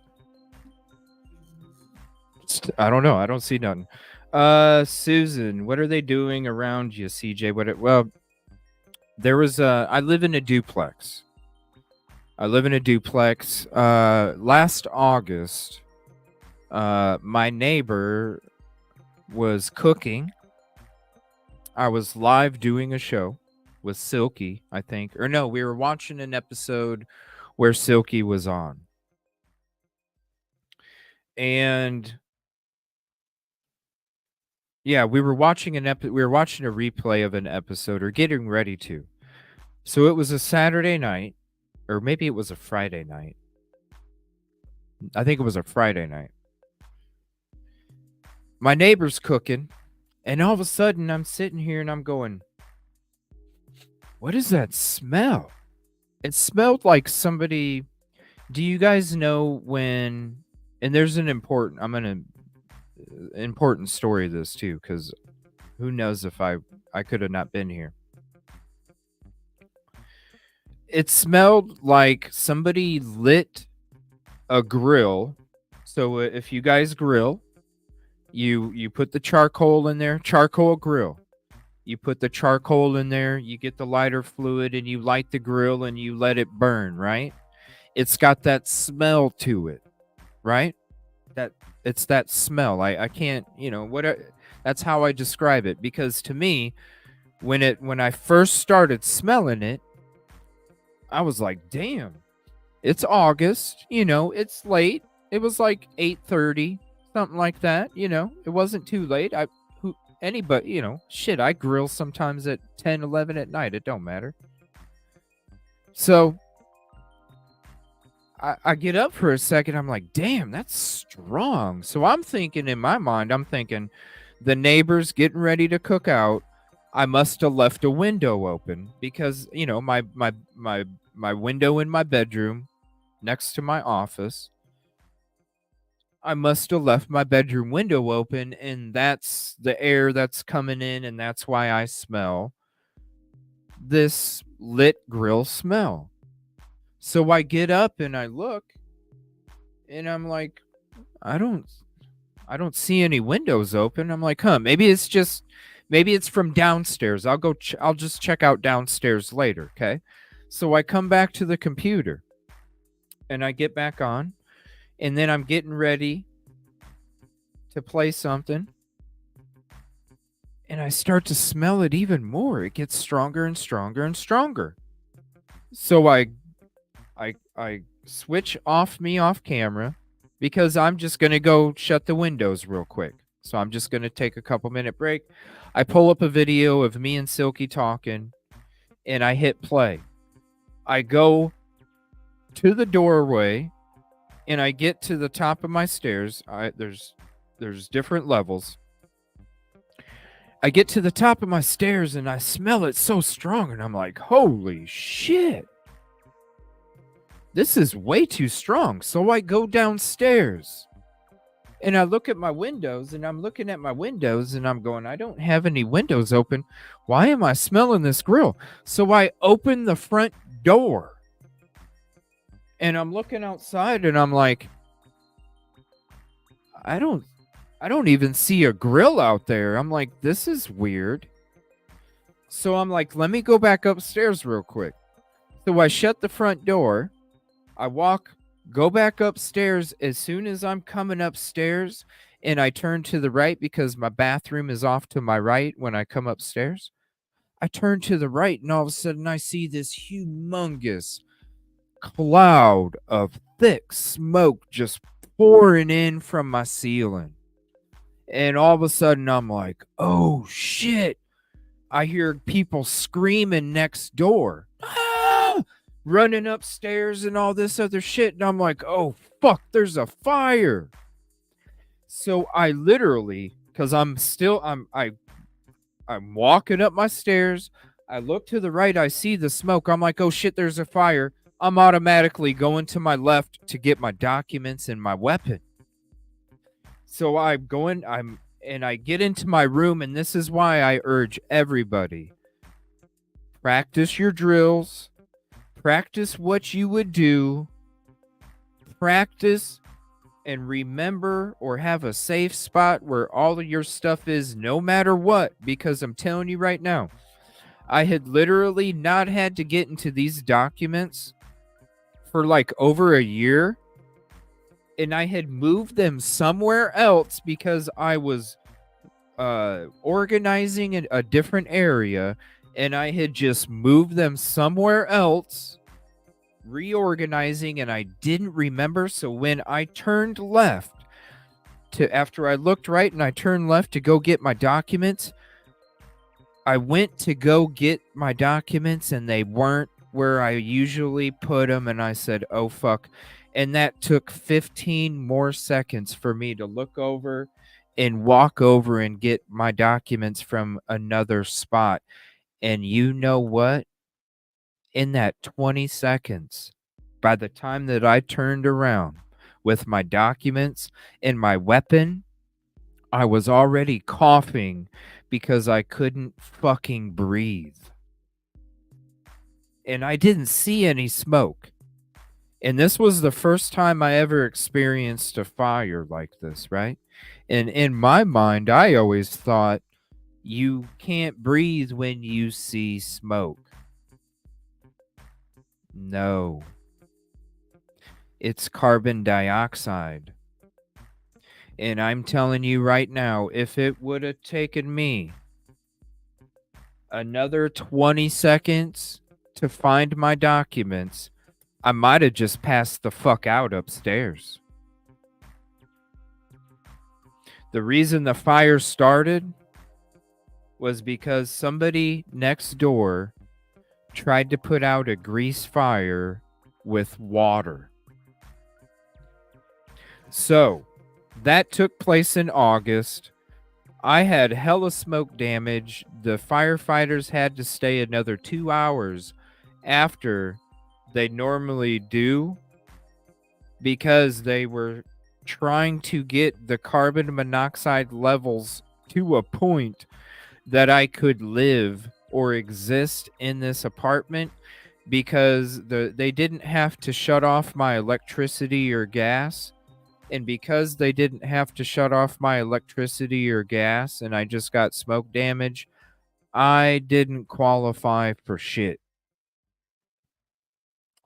So I didn't qualify for anything. So they stayed here for another 2 hours to get the carbon monoxide levels down to a point where I could exist. But what you guys don't understand is the carbon monoxide levels may have been down to a point where somebody could survive.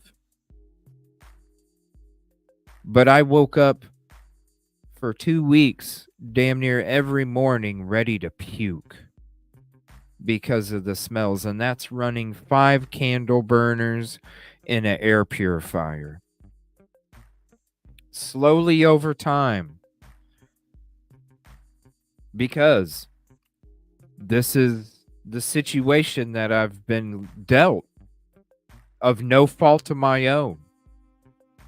So over time, the spirit, the lungs, the mind, the body, the spirit existing time after time. You're talking August, September, October, November, December, January. Now we're into February. And I have still, to this day, waited for them to come even do anything over here. I've had to do it myself.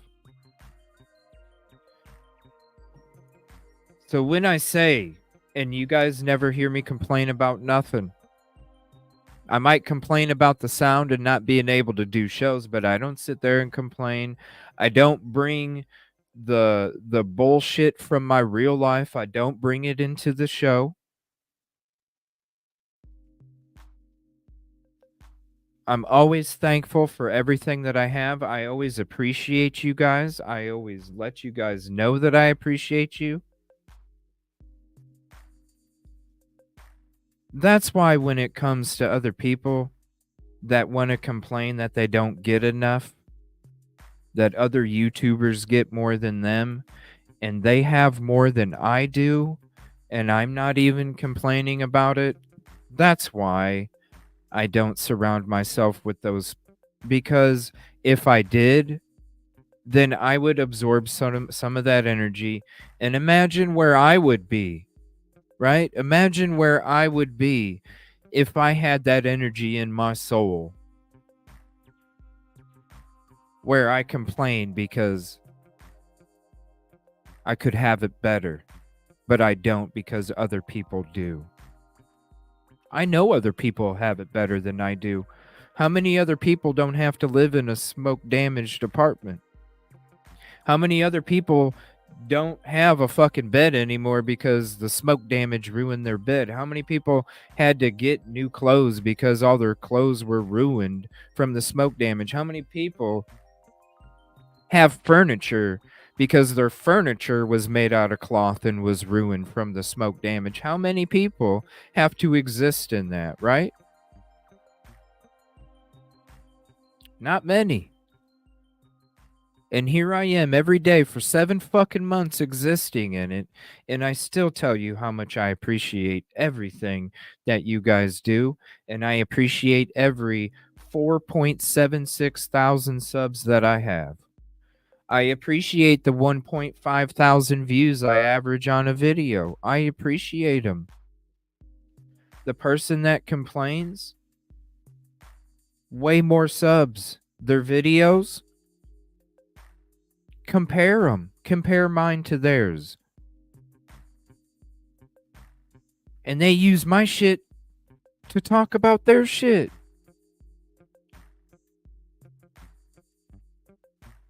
Who should complain?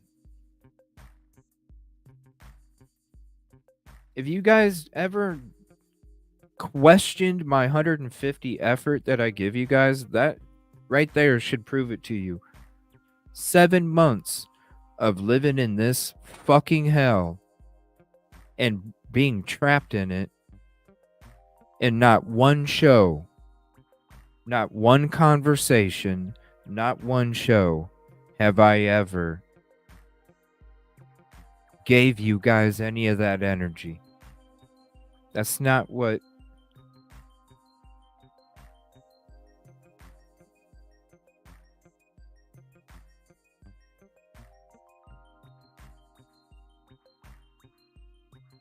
I'm not trying to absorb that energy, because if I do,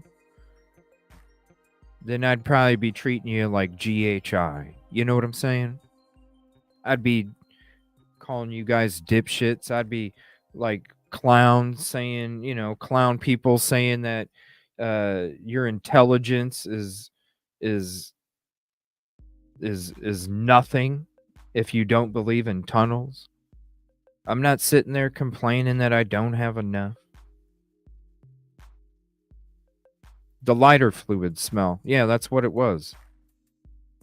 It smelled like somebody's grill was...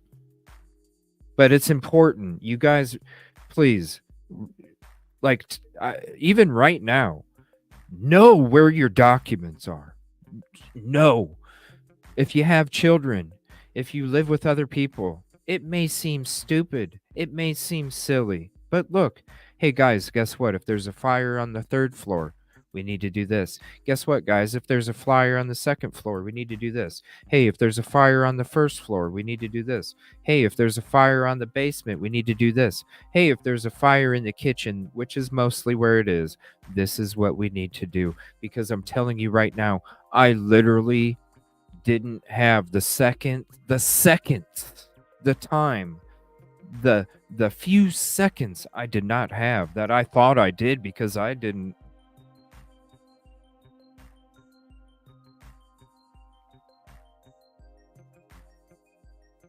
When I'm turning around after I get my documents and my weapon and I'm starting to cough because I can't fucking breathe,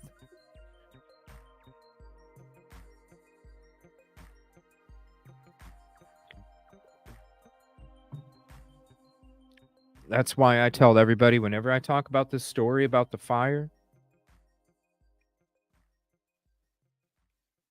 I tell them, practice where you remember where your shit's at, because that's where I fucked up. I always kept my stuff in the same spot for a couple years, and then I reorganized and I moved it, and I had forgotten. And then I automatically went to go where I always had it for the couple years before. Oh shit. That extra couple bam. Because if I would have grabbed it where it was at, I would have been able to breathe just fine walking out. But instead, I took the extra 15 seconds to go to another part of the house to get them. And by that time,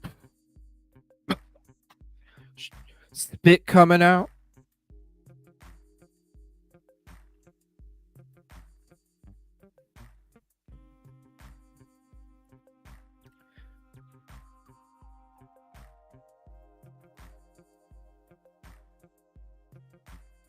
Yeah, you just got to know where it's at.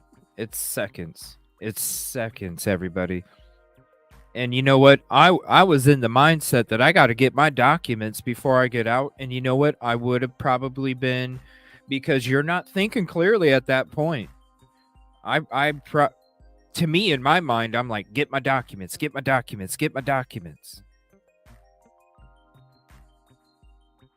By that time, it can be too late. Next thing you know, you can't breathe. And then you're passed out and you don't know what's going to happen, but you already do, you know? Yeah. All right, give me 1 second. We're going to... So we'll go through this. Thank you again, Kelly. We'll go through this again here in the future when it comes to it. I wanted to just hit that DNA dirty glove again when it came to Don Daniels, the PCA for the apartment search and all that, you know, the 166. and then to share that link with you guys for that article. Again, I'm probably going to do a read through of it and then put it out as a separate video. Because it'll take a long time to read, and you guys keep asking me to like make stuff to read, and so that's why I've started to read a lot of articles more in the shows recently, is because you guys like me to read stuff. So I'm gonna probably do this just as something for you guys, that the people that want me to do the read throughs or whatever. I think it'll be a very interesting article to go through and to highlight as well. And I want to say thank you to AG again for posting that on Twitter, and the reminder of it's always good. That's why I call it fresh notes, old notes, because sometimes when you're going through old stuff again, it's good to have a reminder of it, because there's so much stuff that we go into with these cases. It's easy to forget about stuff. It really is. There's so much that you have to remember, and there's so many facts and so many times and so many, there's so much. It's only human. It's only human. It's only human. It's always somewhere. It's always something here in Kansas. Oh, geez. Yeah, that's what it was like here. It got into the 60s for a couple days, and now we're going to be hitting cold again. And I wanted to go fly my drone today. I really did. It was beautiful out. I was like, well, I can't freaking do my show and then having to have my earphones in while I'm at home. I'm like, fuck, I really want to go fly my drone, but I couldn't. It was like 16 to 18 mile an hour wind, and there was no way. So unfortunately, even though it was a beautiful day, but unfortunately it was just way too windy, and I didn't want to get any, because hell, it takes some practice, trust me. Yesterday, I was a foot away from hitting a cement wall. it was close. I really thought about because I got the attachment for the landing gear for the drone. I really thought about getting the attachment for the propellers, the protection for the propellers. Because, man, when I hit that I just don't like the protection on the propellers, because then I can't fold it up into a little compact thing that's about this big. But I think I should get the propeller protection, because I definitely don't want to be repairing blades. But I do need more practice with the drone. I do. But we will be introducing that more once I get this. I don't know. They were supposed to be done, I thought, Monday. It's Friday tomorrow, and they're still all damn day. So I don't know. I'm just waiting for them to be done with their shit, and then I can go on my damn trips and I can get some more footage for you guys, because I'm tired of not being able to go on my damn trips. 3 spots we'll be hitting. Hopefully I have enough time, because I should have had it done already. And hopefully I have enough time, but I don't know. We'll see what happens, because, yeah, we'll talk about all that in the future. I've had the air and the heat on in the same day. Usually plant tomatoes, damn. All right, let me see something. All right, so I'm going to get to, again, here is the link for that. This is the Forensic Science International. This is discussing all the DNA stuff when it comes to the button snap, when it comes to how long DNA can last on it, the quality of how long it can last on. And like I said, I'm going to do a read-through video. If I don't do a show tomorrow morning, because it all depends on if it's an earthquake again tomorrow. If it's not, I will be on in the morning. I miss you guys in the fucking morning, and I'm so tired of not being able to be on. I'll be on in the morning. If I'm not, then I will end up doing this read-through video, and I will post it tomorrow, just as something, for me not being able to be on tomorrow morning. I want to share this real quick. I want to say shout out to Caddy. This is an article from Idaho Education News, and this is we do get into the University of Idaho Phoenix deal. It sounds like there's little. It doesn't sound like very much opposition out there, and the opposition that is there is having a hard time. It seems like the influence there. No, thank you, Caddy, for all the hard work you do. And thank you, all the mods, for always making sure the community has a peace, positivity, and progressive approach, because that's important to all of us here. But we've been paying attention to Kevin Reichert. I'm sorry, I know I butcher it time to time. Kevin Reichert. And this is the newest article. Employee survey indicates support for Phoenix purchase. You know, as much as shady as this deal is, as much as they're going to be robbing this community, I don't. But like I've always said, the influence is strong. Just like when I had James on a couple shows ago, the interview that I had with James. The influence, and that's what's taking place. When you approach a community with a non-disclosure agreement and give them 2 days, 48 hours notice, and they have 90 minutes to meet to vote on this purchase on whether they should do it or not. And if that doesn't alarm or make people in the community question, it's called influence.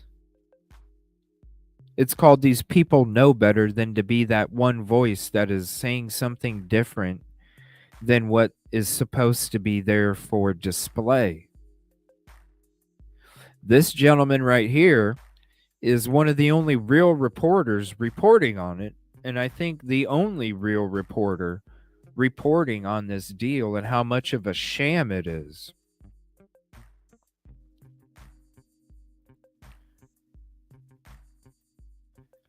It says a majority of University of Idaho faculty and staff say they support their employees' plan to acquire the University of Phoenix. Employees, of course, because the influence, nobody speaks out. Nobody speaks against the grain, because what happens? You get reprimanded. You get reprimanded.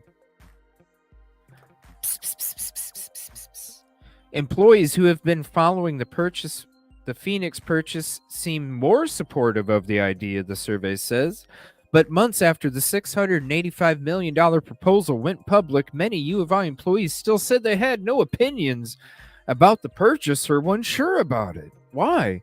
Because they don't say nothing. MPD ring a bell? While unscientific, the survey offers a glimpse of employees' sentiments as the U of I pursues a controversial partnership with a for-profit national online school with 85,000 students and a spotty reputation. U of I and Phoenix officials hope to close the deal early this year. The U of I's faculty senate survey went out to employees by email in late November. This week, the Senate received a draft of the results and responses from 723 staff members.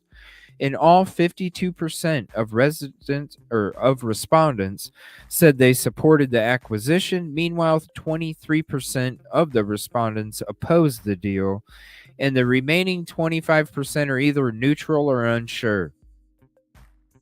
So that's 58%, 48% just don't know or aren't about it. With that influence, I'm surprised it's not a higher percentage. I would think it would be in the mid 70%, low 70% range in support of it. There must be some issues with the influence there. There must be some issues. Maybe more people are starting to wake up. Staff members were more likely to support the deal at 61% as opposed to 50%. of the faculty members.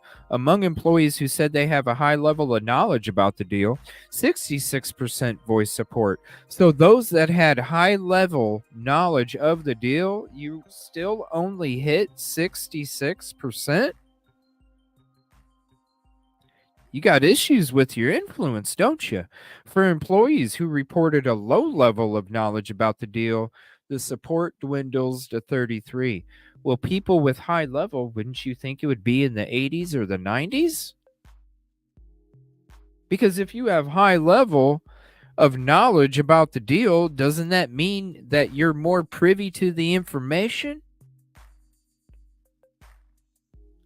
By a narrow majority, 53% employees said the Phoenix partnership would have a positive impact of the U of I. 20% disagreed and 27% were neutral or unsure. Employees were almost evenly split on a question about whether they were adequately involved in the decision to acquire Phoenix. 30% staff said involvement was adequate, while 36 said it was inadequate and 35 were neutral or unsure. Those numbers are all over the place, babe. A narrow majority of employees, 51%, said the Phoenix partnership would shield U of I from a looming enrollment cliff. Right? Tied to a declining birth rate and a scarcity of traditional college-age students. 17% of employees disagreed and 31% were undecided or unsure. The Faculty Senate will use the survey results to mitigate staff concerns and get more clarity on the proposal. Vice Chair Kristen Haltner said Thursday, "We intend to use the results to guide us in the conversation with the university leadership."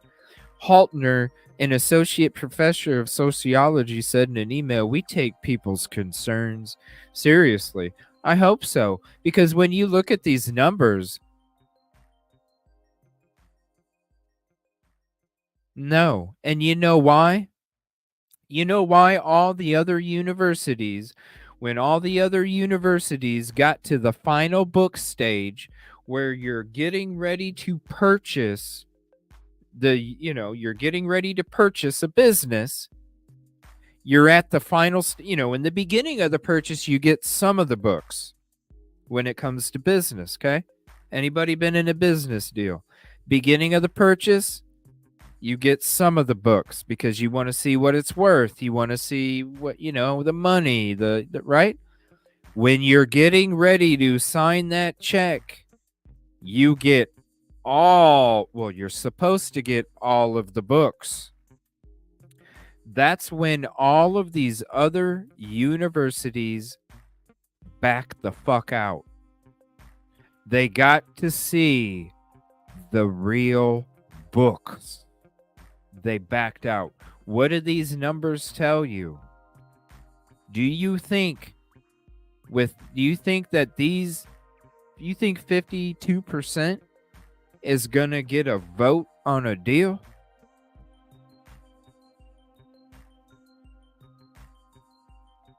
When people are going to be learning more and more and more and more about this deal,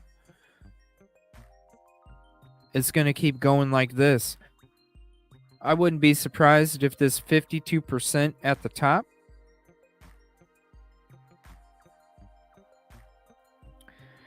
I wouldn't be surprised if that drops down to 48% in a month, because they're having issues getting this thing going. It was supposed to be around this time when this deal was supposed to be finalized. It's going to be taking a little bit longer now because of some of the pushback that they've been getting. And I guarantee you, those same people that are in the 52%,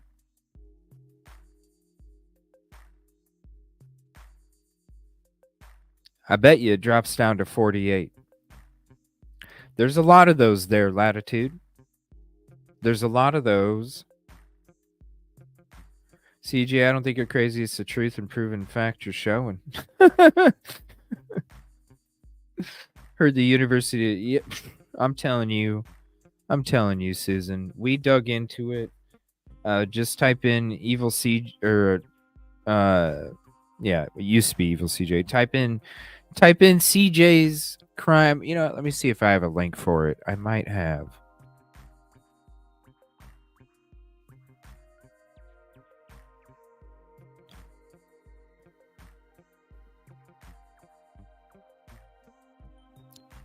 Where in the hell? Here it is.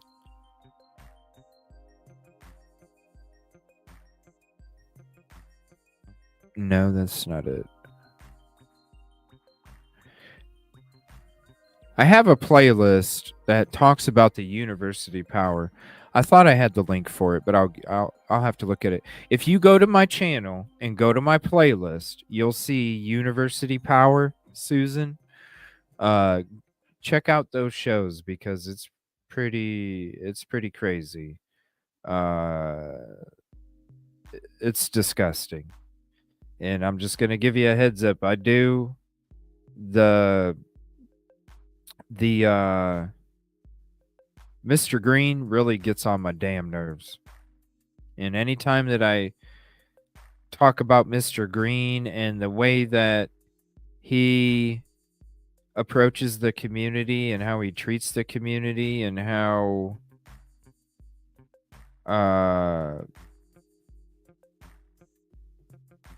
it just really upsets me.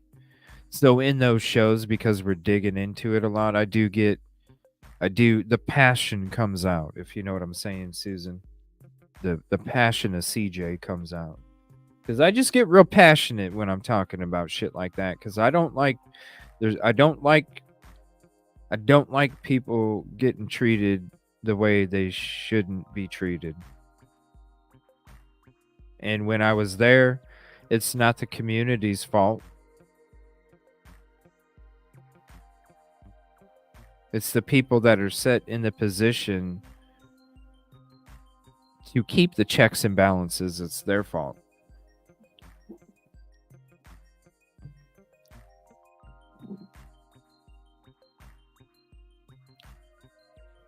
I don't know what's going on with my StreamYard. It's not showing my freaking comments now.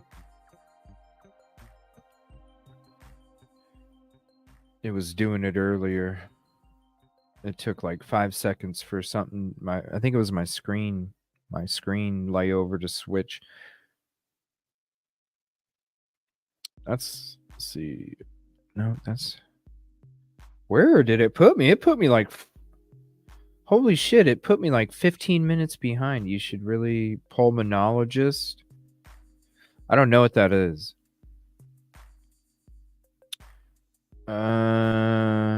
Let's see here.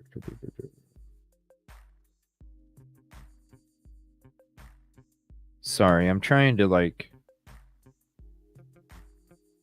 Okay, so here's the news article that we're reading. I don't know what's up with StreamYard. They must be getting ready to put something new out. And I'm going to be, just as a heads up, Sunday, I'm not going to be doing the members only live, and I'm not going to be doing a true crime show Sunday. Sunday, we're going to be hanging out at the lounge, and we're going to be having a Super Bowl show over at the lounge. So if you're not subbed to the lounge, here's the link to the lounge. That's where I'm going to be doing a lot of my conversations with CJ over there too. But we're going to be having a Super Bowl show over there. I'm going to hang out. I'm going to have the phone line and everything. We're going to be going through sports. We're going to be watching, listening to the game together. And there's something new that's coming out for StreamYard that I've known in the background for like a week and a half. And I think it's gonna go. I'll just say it's gonna go. I'm thinking it's gonna come out right before the Super Bowl, and I think it's gonna be a really cool addition from StreamYard when it comes to sporting events in the future. I'll just put it that way. So I'm going to be doing my sports show on Sunday. We're going to be doing a Super Bowl show. So even if you're not into sports and you want to come hang out with some of the family, come on and hang out. We'll still talk. We'll still talk true crime too. You know what I'm saying? We don't have to like not talk Coburger, but it's going to be focused on the Super Bowl, and the conversation's going to be whatever the conversation. All right, let me see here. So now I'm back to this comment. So that's where it was at when it went wacky. Then we got this. Yeah. Scott Green. Yeah, we did read that. CJ's Cliff Notes, if you want to go watch the video. I combined both parts. Do I even have a link for that? Because let's see. No. I don't know where that went either. I'll share them before the show's done. I'll go through all my different videos. There's True Crime Overtime with Rosie's link. We'll be having a show on Monday we're going to be digging into my incel theory at Queen Road Apartments. Speaking of, let me see here. Let me get this out too, because I wanted to read this to you guys as well. I'm going to share these couple videos real quick. And then I'm going to read this paragraph that I mentioned earlier. And we're going to go into a couple videos too. We're going to be on another hour and a half, 2 hours here. All right. So let me get this.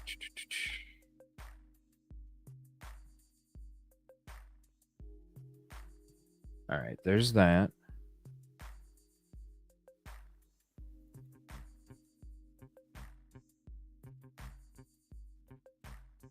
All right. There's that. No.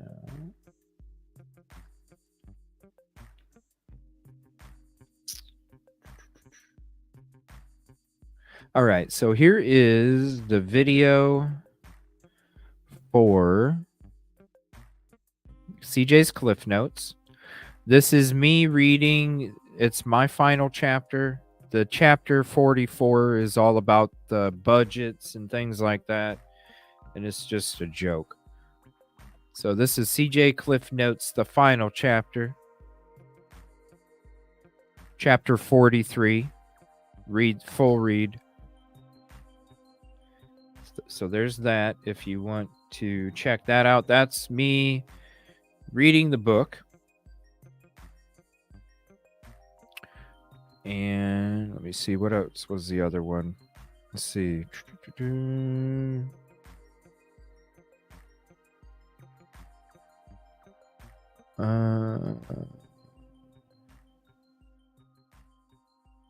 Yeah, did you guys... Have you guys ever heard this one? To the new people, the University of Idaho was created to keep the panhandle of Idaho. Did you guys, anybody that's just coming into the community the last couple of weeks, did you know that? University of Idaho was a college before the state of Idaho was even a state, you guys, because that's how they were able to keep the frickin' panhandle, because Washington and Montana wanted to take it. Oh yeah, the incel theory at Queen Road. So here we go. And we'll be going through this on Monday. We're going to dig into it more, and I'm going to read an article. So if you haven't been introduced to this incel theory at Queen Road Apartment video, definitely check it out tonight after the show's over, because listen to what I'm going to read. Thank you, Caddy. Appreciate that. Thank you so much. Listen to this, what I'm going to read now, okay? So when I'm talking about the Queen Road Apartment incel theory, where did my document go? I just had it up.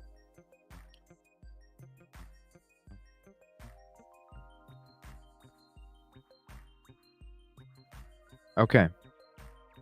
I gotta switch my screen share. I hope StreamYard switches this, because it drives me crazy having to switch screens like this. All right. I'm going to read this final paragraph. Okay. And when I'm talking about the incel theory at Queen Road Apartments, whoa! This is what I'm talking about. Let me go back just a little bit. It says, the very first night was traumatic and gave me a very bad taste in my mouth. about everything. Through my window, I heard a lot of students partying outside, and I wondered, with a great amount of fear, how would I ever be able to join in on their fun? That was the reason I was there, after all. I didn't think I was capable of it. Later in the night, I heard a boy and a girl having sex in the apartment above me. Just knowing that the other young men get to enjoy the pleasure of sex while I get none of it has always filled me with envious rage, as well as bitter hatred towards the world. But to actually hear them doing it, that was even more traumatizing. I was prepared for this, however. I had done a lot of research about college life in the town, and I knew that students had a lot of sex there. I had an inkling of suspicion that I would eventually hear or even see people doing such things if I lived in that environment. Hell, the reason I moved there was because it was a sexually active place. I myself wanted to be sexually active, but when I heard that the couple above me having sex, I couldn't help feeling vile and miserable about it. I tried to calm myself down and convince myself that soon I will be doing the exact same thing. How was I wrong? Yes, Christina, we are going to be going into that as well. I know it's been a discussion before.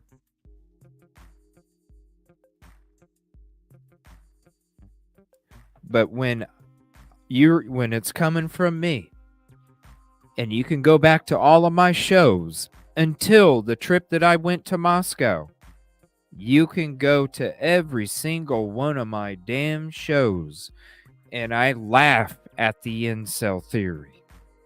I laugh at it. I laugh at it. The day that I got there and I parked in that parking lot behind 1122, that's when I said to myself, that incel theory's spot on. And I'm just not saying it's an incel theory as just an incel theory. I'm saying incel theory as in, wow, that house is incel theory as in the dude or people lived at Queen Road Apartments.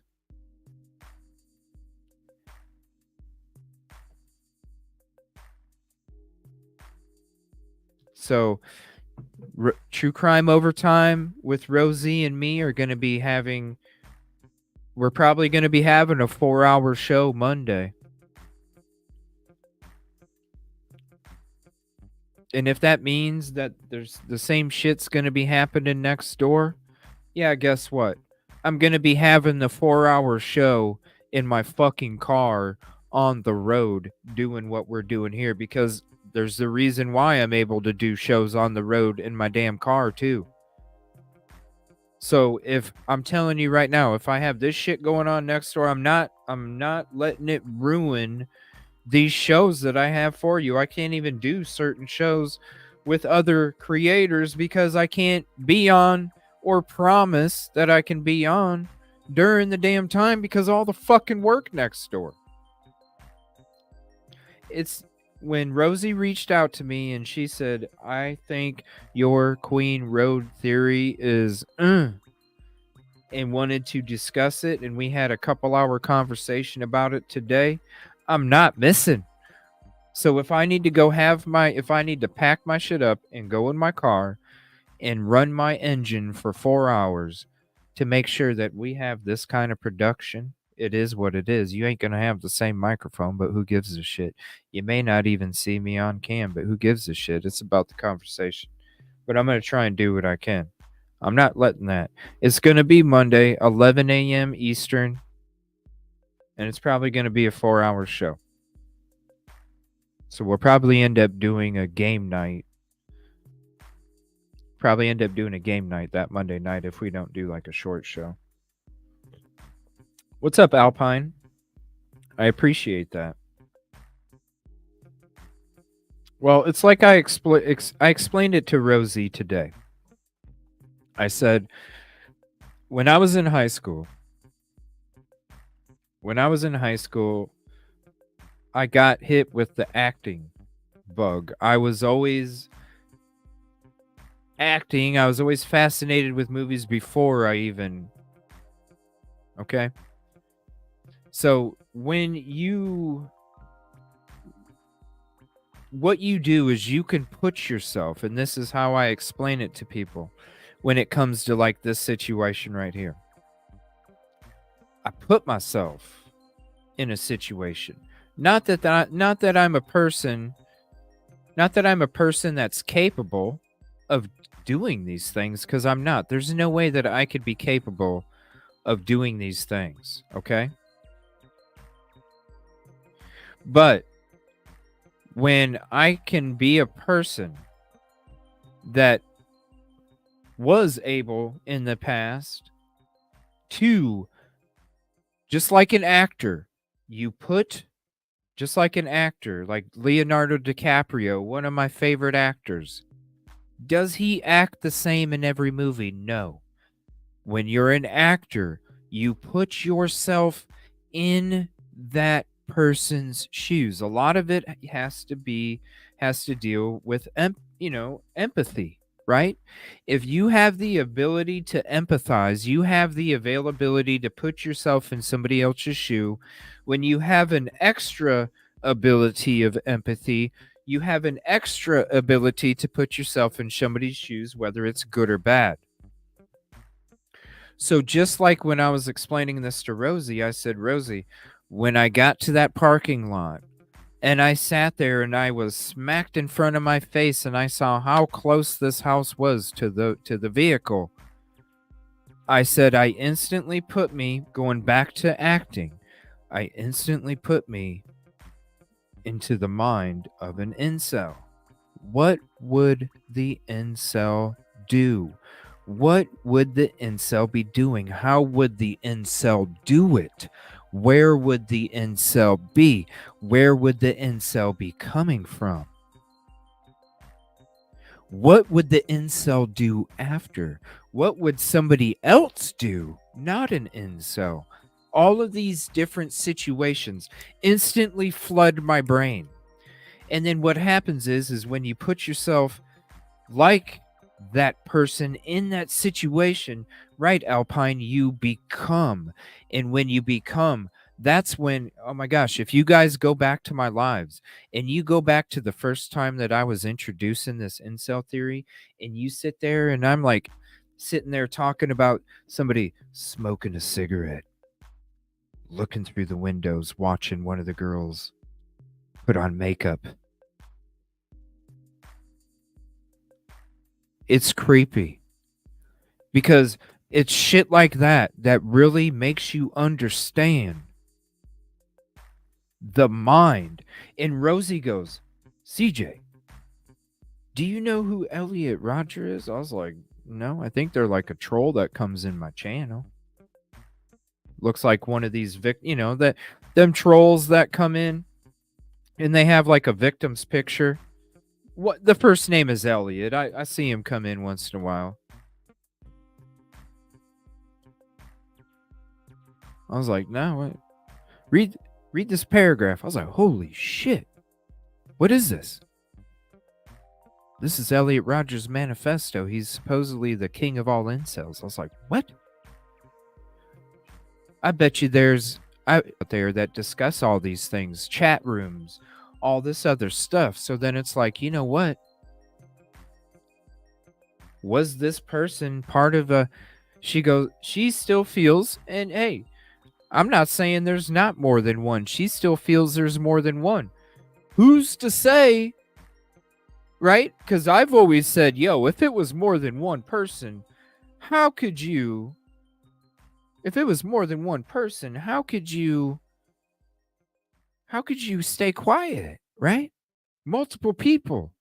How was everybody going to stay quiet? There's always a weak link in a chain. Always. Period. Always. Why wouldn't have that one person, that weak link, why wouldn't have something came out, even if it was slight, right? Until everybody, you get introduced with the fact that there are chat groups out there specifically for incels that have these thoughts, people.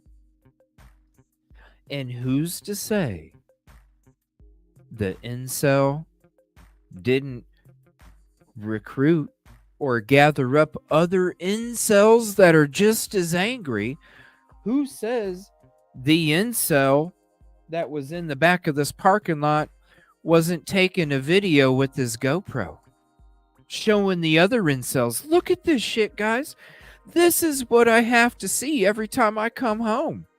I have to see this fun taking place in front of me. Look at this, guys. This is my GoPro.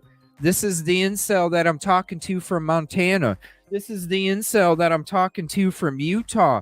Look at this, guys. Isn't this a joke? And they get just as mad as he does. That's why a group of people, nobody says nothing.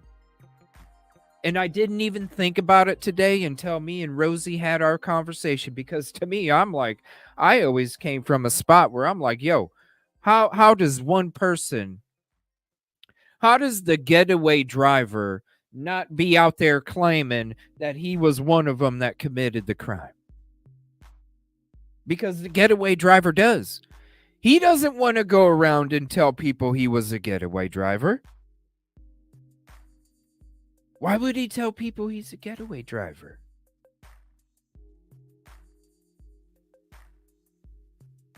There's always a weak link.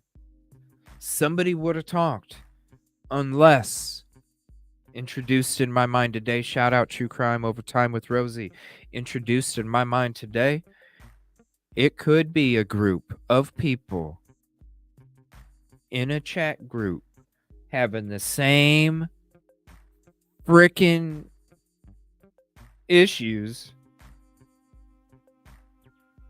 Look, guys, look at what my GoPro. You see this shit? Damn, Billy. That's fucked up, Billy. You shouldn't have to see that every time you go home, Billy. What are you going to do about it, Billy? Do you want us to help you? That's the reason why we can't be successful in our life. Those are the dudes that the reason why we can't have sexual relations with females. It's because of those people why we can't have what they have.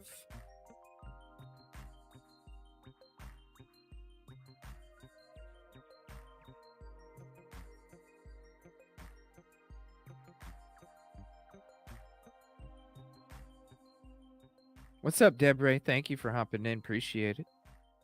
Thank you, everybody, for hopping in. Old Hats, Ticket 88. Man, so when you read this paragraph, and you're like, hold on. You say what? The reason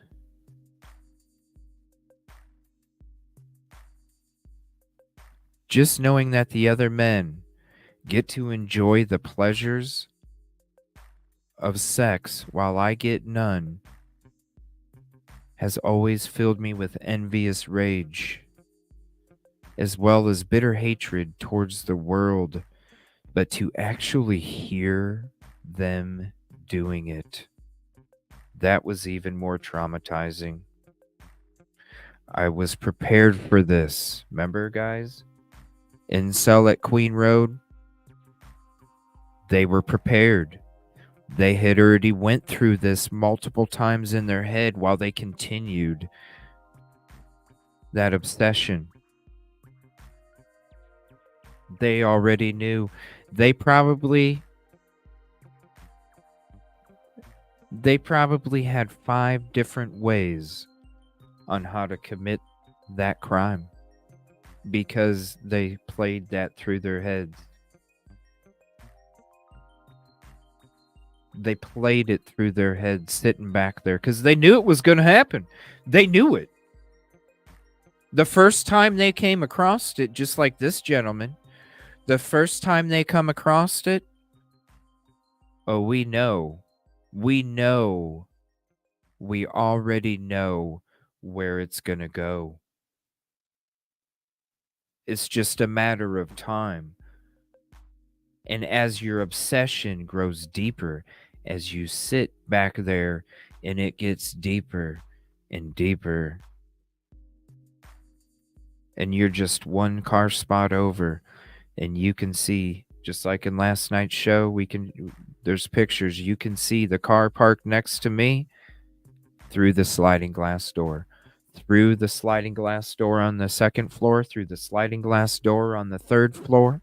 You can see both windows. You don't have this in front of me, but I tell you right now, the reason that they probably parked in this same spot is because this is the spot that you can park and they can't fucking see what you're doing, but you can see what they are. You can't see me, but I can see you from this spot. You want that clear view of the inside of the property? Incel theory at Queen Road? Guess what? You get out of your car, you walk a little bit to the left, and you stand there in the dark, and guess what? Do you think anybody's gonna see you in the dark? Do you think somebody's gonna notice your car in the dark?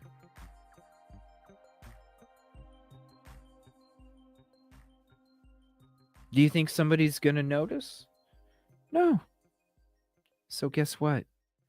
You can stand out back here and you can literally be having a grand old time, having your own fucking peep show while you sit up on the fucking hill to the left, and you can see every damn thing that took place in the downstairs, the upstairs. And if you guys didn't see the pictures last night, I'll show those to you again real quick. Give me 1 second. I know we got a lot of new people in here, and I want to make sure that I kind of show everybody what I'm talking about.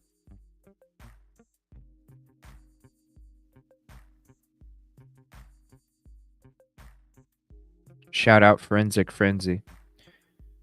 Kitchen. When I say you park one spot over, look, you got the window in the kitchen you can see through too.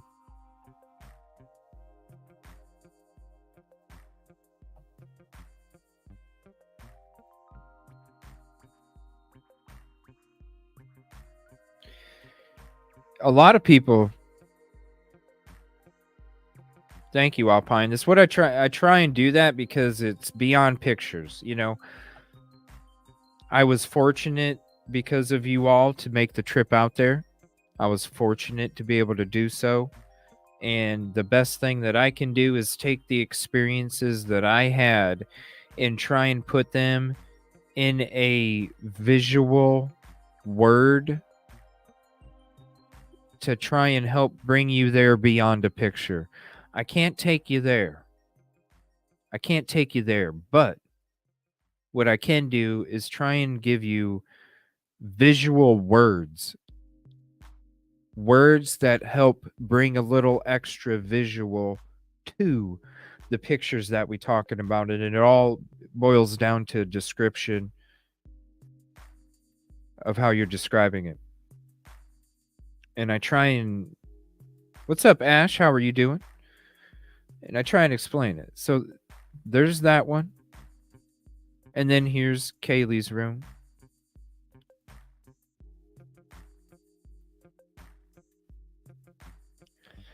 So when you're parked in the back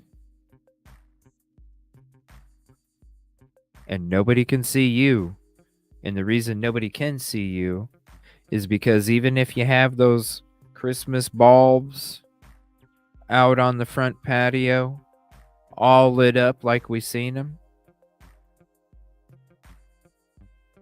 It don't matter. Because that light, like I told you, in the daytime, they can't see you. In the daytime, they can't see you in the daytime. There's too much, but you can see them. They can't see you in the nighttime either.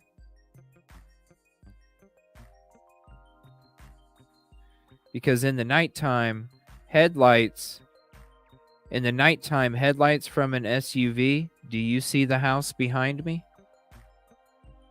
Do you see the cement slab that's down to the left of me? Do you see the corner of the house?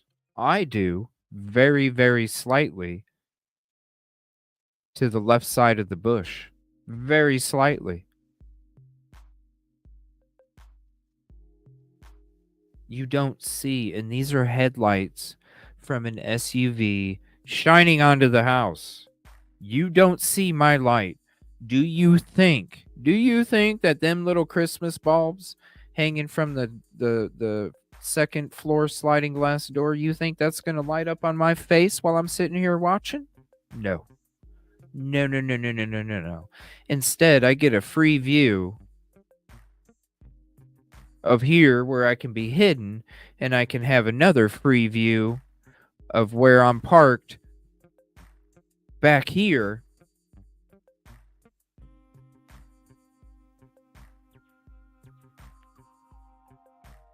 That person could have thought 5 times the crime. 5 times the crime.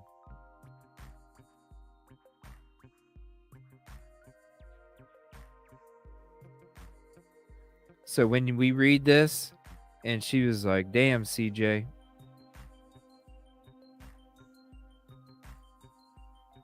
She's like, damn, CJ.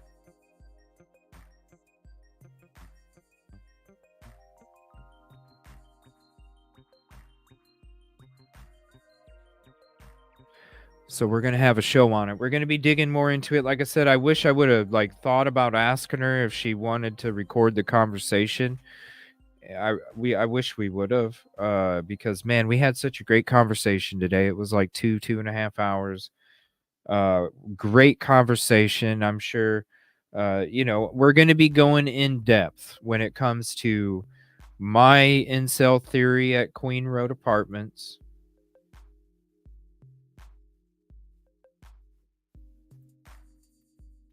Why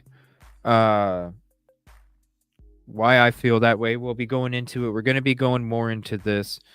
I don't know if we're going to read the whole thing. We'll probably read excerpts from it because we're going to be introducing more information in other things with the whole show. So there's going to be other parts to it that we're going to get into and stuff that we're going to be going over the next few days. Monday, 11 a.m. Eastern. I don't give a fuck if I have to go to my car in a Walmart parking lot. I don't give a shit. We're doing a show. And I'm going to be there, and it's probably going to be 4 hours. It might even be longer than that. So if you guys want to have a hell of a time, come on Monday. Thank you, contribution call out, Janet Shepard. Thank you for making items easier to understand. Thank you for your contribution, and thank you for your peace and positivity and everything that you bring to the community. Really, all of you, for real. The peace and positivity that you guys bring in the show and the chat, it means a lot. There's been a couple people over the last couple shows, the last few shows, there's been a couple people that haven't really been peaceful and positive. Not that they're gone from the show or anything. They just haven't decided to show up for a show or two, and that's fine. And when it comes to last night's show, it's about being peaceful and positive. So I just want to make sure that everybody remembers that, because that's what we are about. That's what we've always been about. And I've always said, when it comes to that, you can always go to my first show. You'll see peace and positivity on that motherfucker. I just added the progress a little bit, like a month later. And that's what became the PPP. Boom.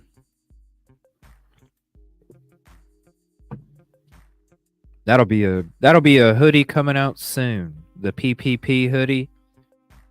And with the PPP hoodie, you get whatever flower design in the background and whatever color of peas you want. Peace, positivity, and progress, baby. All right, give me 1 second here. Let's go back to this. I'm just going to let this play, show you how dark it is if you haven't seen it. Let me get to the next topic here. All right, so we're good there. We got that covered. We got that covered. All right.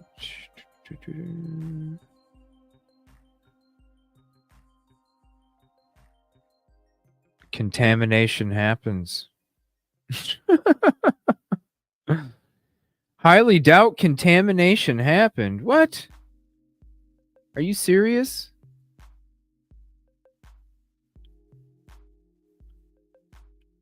What the hell is this? I highly doubt contamination happened.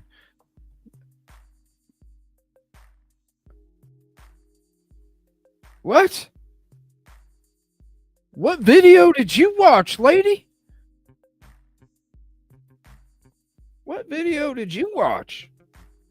Thank you so much, Alpine. I love that little emoji, too. This is the way this kid wrote. Yeah. Yeah, she's amazing. She's amazing. We love her.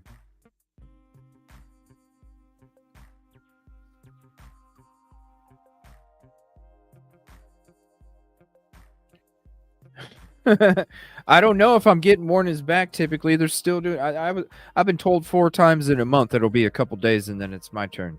Yeah, 4 times in a month. I'm saying I don't give a shit if they show up and I'm having an earthquake next door on Monday, because that's the reason why I haven't. The days that they've taken off, I've been able to do a last minute live, which hasn't been very many. And that's what I'm saying. Even if Monday they're fucking over there, if that means that I got to take my computer and take my microphone and take my fucking camera and take all of the shit and be in my damn car and sit in my car to be able to have the peace and quiet to be able to have a show with me and Rosie, then that's what I need to do. So it's not, I wish I could I wanted to have my mornings back a month ago. I really do. Because when you guys think, when I do this 24/7 and this is what I rely on, I've lost out on half my opportunities of shows. That's just half the opportunities for commercial money from shows, which isn't much. $10 for 1,000, $15 for 1,000 views. But you know what? When you do this 24/7, you depend on that fucking $15 a show. And when you add up, that's why I don't understand why people complain when they got 60, 70,000 fucking views. And I don't understand when people feel lucky to steal other people's content word for word when they get 10 or 15 or 20,000 views. When this motherfucker over here gets 1.5. But I'm not complaining. I don't. I appreciate. But sometimes I have to call shit out to compare. So think about that. Just in a month, and yeah, I know it's not very much. It's $10, $15. You add the 1.5 on average, so you add another $5 to $7. So you're talking $15 to $20 a show. So you're talking $15 to $20 a show, and then you multiply that by 30. It may not be very much, but you know what? It's a hell of a lot to me.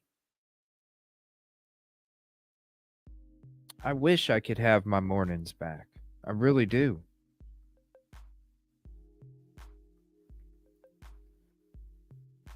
Oh, there's a few people out there, Alpine.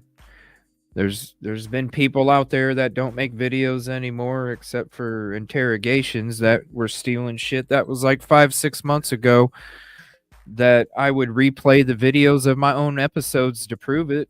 And they were also stealing shit from Chaos Sector and a bunch of other people.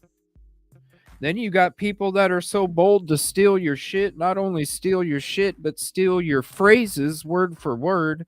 And not only steal your phrases word for word, but they also screenshot the pictures that you use on your fucking videos to put on their videos. And they act like ain't nobody talking about this.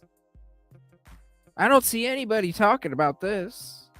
And all they do is sit in a chair and make a 10 fucking minute video, and I'm putting in 4-hour fucking lives, 6-hour fucking lives, sometimes two lives a day. And these same people, all of them, complain. What are you complaining about? You know? And there might be a day. There might be a day, people. And it's been this way since the beginning. There might be a day where I just ain't able to be on. It is what it is. Is it sad to think? Yeah. But is it reality? Of course. You know, just because I don't bitch and complain and whine or threaten to quit or come back or walk around, steal other people's shit and not give them credit. Because any of my shit, I've always said, everybody's more than welcome. It is a community thing. My footage, there's a reason I don't have a fucking watermark on it, people. Because it's all about community. How many other people have a fucking watermark on their shit? It's about community. Just credit me. Just credit me. And these same people have the nerve to complain. You know what? Enjoy. I'm going to tell everybody right now that's out there enjoying these fucking channels. Guess what? Enjoy them. Because you already know the shit that you get from them. And you know the shit that you get from me. And if that's what the people want to enjoy, that's what the people want to enjoy. That has nothing to do with I can only be me. I can only be me. I can only approach it the way that I approach it. That's it. And if it's not, if people ain't down with it, people ain't down with it. I'm not changing who the fuck I am. I'm not changing what I'm about. I'm not changing how I do shit. Because everything is about the PPP. And it always has been. And it always will be. And if 8,000 fucking people would rather watch somebody else, I don't see anybody talking about this, you guys. Instead of be here, that's fine. It is what it is. I'm not meant to be here then, right?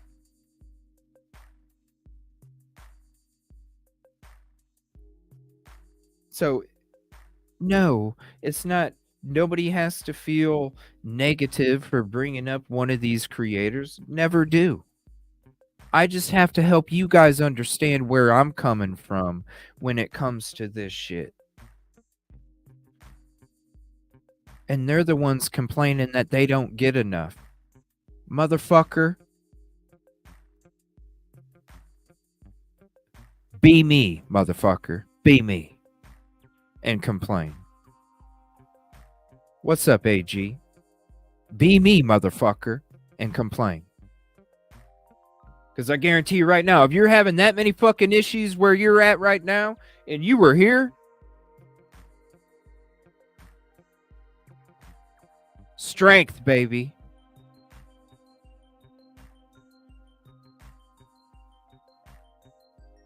It's not up to me, Susan.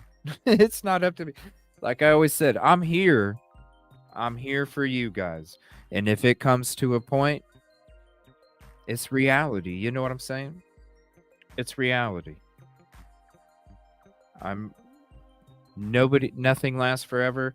You know, it's all about, listen, if community would rather go give views and support to these other channels that have a hell of a lot larger following, that claim to be the first, that claim to, nobody's talking about this, I haven't heard anybody talking about this, doing all this other shit. Shout out Tommy, Once Upon a Crime Time, called one out a couple nights ago. I had a conversation with another content creator, said the same exact thing, and they don't even know Tommy. They don't even know Tommy. And they said the same exact thing about the fucking clown. Same exact shit with me.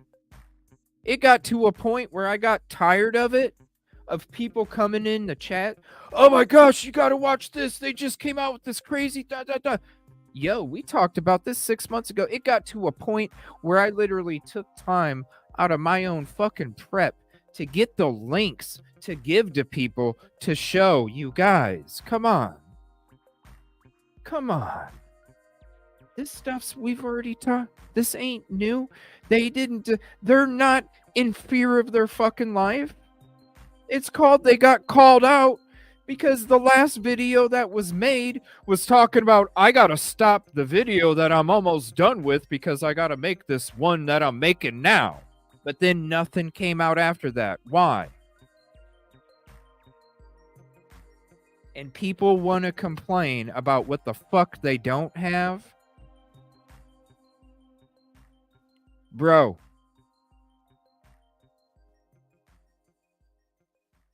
Be me.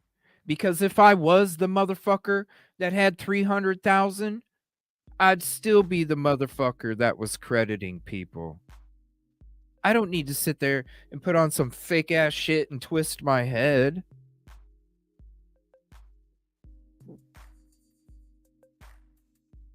And you know it's true.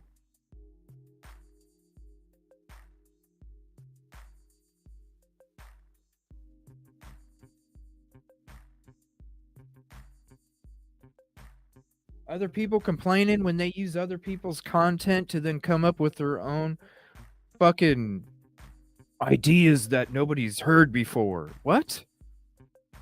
Just because shows like Once Upon a Crime Time and me and Forensic Frenzy and all of these people that only have a few thousand subs, just because we're this doesn't mean that you people all up there can sit there and swipe our fucking shit and act like you're the first ones you're talking about it.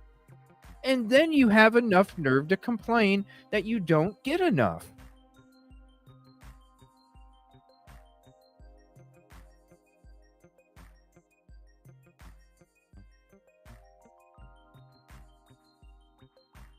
It's disgusting. It's disgusting, like the shit that we showed in the intro last night of people attacking other content creators in a negative, bully, harassing way. And this is also, you're taking advantage. What do I do with people? What do we do when we come across a new channel in this community, everybody? There's been channels, and let's be real. Let's be real. There's been channels that just had a couple hundred subs when they came to the CJ show. There's been channels that have only came with a couple hundred subs to the CJ show, and they're monetized, babe. Do you see me going after these 200 sub channels, these 100 sub channels that are putting in a hell of a lot of fucking work at that point, because it is so much work even when it's that little? I always credit. I always share the links. If I'm giving you some freeze information, I'm sharing the links. Everything that we go through, I'm sharing the links. I put the titles on the screens. I put the names on the screens. We share it all. I congratulate them. I promote them. I talk about them. We even get them on the show sometimes.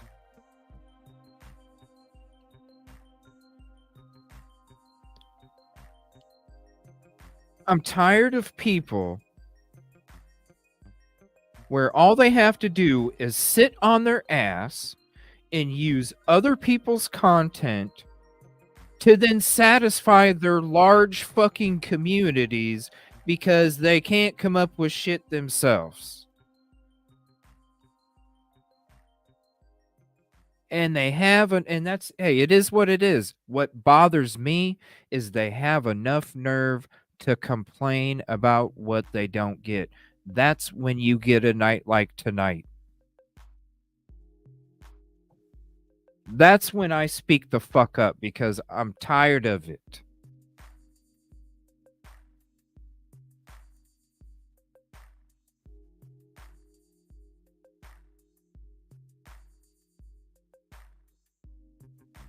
And shout out Tommy for saying something the other night too, because there's somebody else that has just been out recently that's been really, like really, they're not even changing the words that people are saying in their own videos. They're reading the it's you want to talk about plagiarism?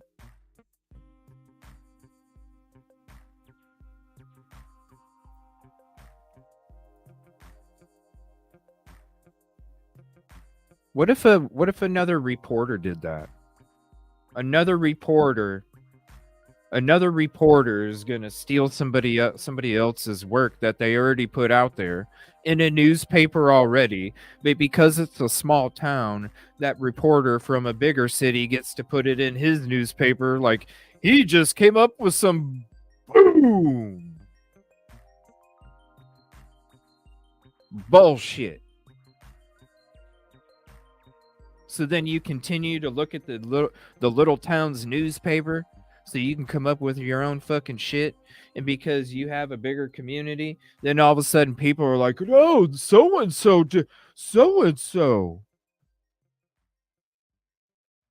It's crazy, detective. You'll see what I mean. There's a lot more.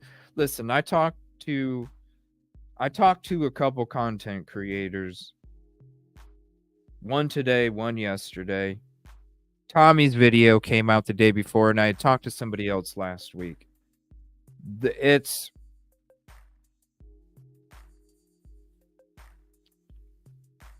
You'll see what I'm saying. If you look deeper into these videos that are getting all these 8, 10, 16, 20,000 views, if you look into these videos and you hear the phrases and the words and you hear what's being said, and if you are familiar with us content creators that have talked about these different topics, and then you've been in our shows and you hear what we've said, I wouldn't be surprised if this motherfucker's in my show right now.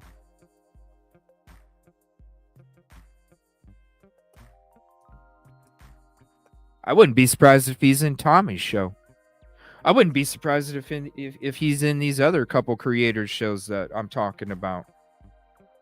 I wouldn't be surprised. Boy, when you compare the work that somebody does like we do, where we literally spend 23 out of 24 hours, and some of us spend 24, working on this, working on information, working on thoughts and theories, working on all these different things. And if we do use somebody else's, we credit them.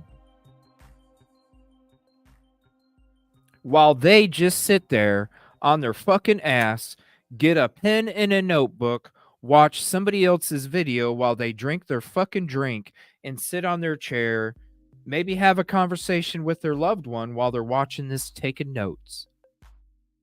And then they go, okay, that's going to be my next video. You know, guys, I haven't heard anybody talking about this before.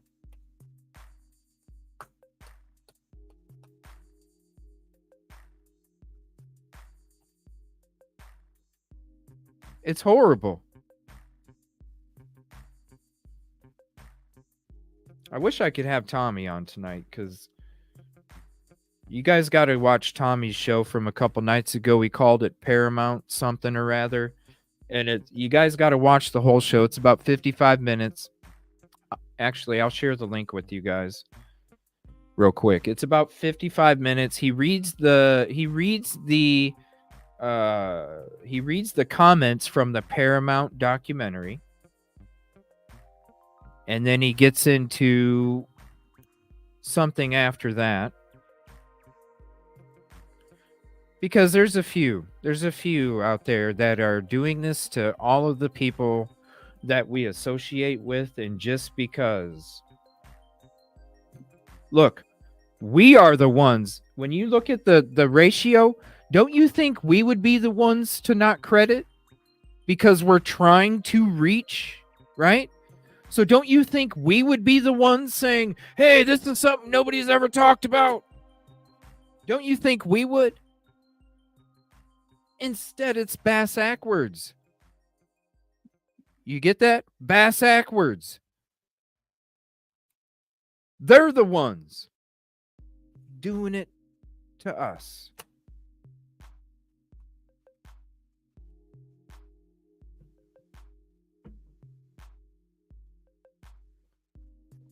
There's Tommy's link. That's the show. You'll see what I'm talking about.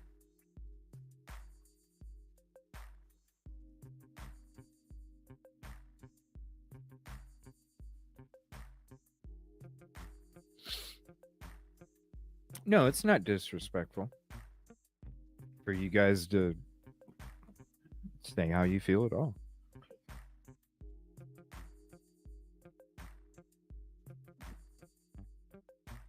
Yeah, BK's car is an automatic. Yeah.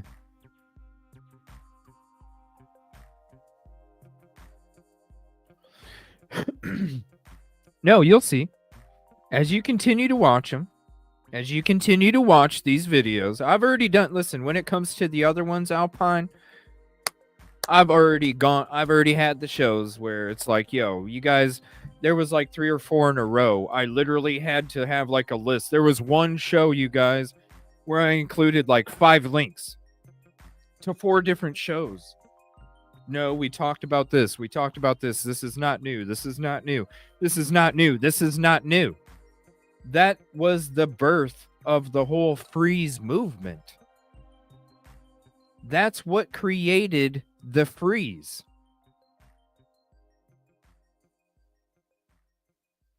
That's what created the freeze. Was because of all the bullshit.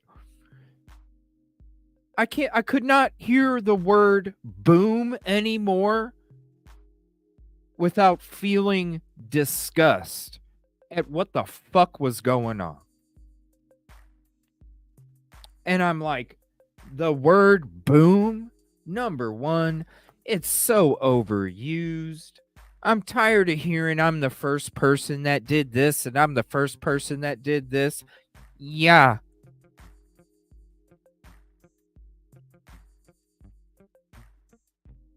Got tired of the freeze or the boom.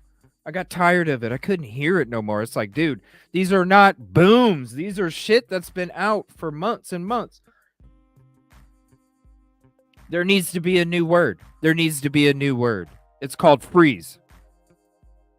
Because instead of having some bomb-ass shit that we all come with, guess what? No. That's why there's a 2024 sticker down there, is because it's a new year. It's a new motherfucking year. I'm tired of hearing this boom shit. That's why we call it freeze. I'm tired of it. It's so... When there's booms and there's not even a boom, it becomes overplayed. It becomes overused.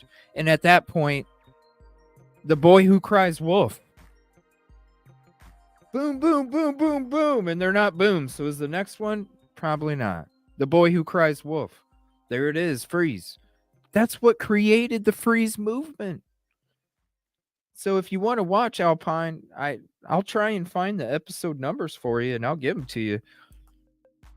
You can go to some of my community posts and you can see this was discussed on this date, and you can go back and see what video it was that said we were the first to discuss this.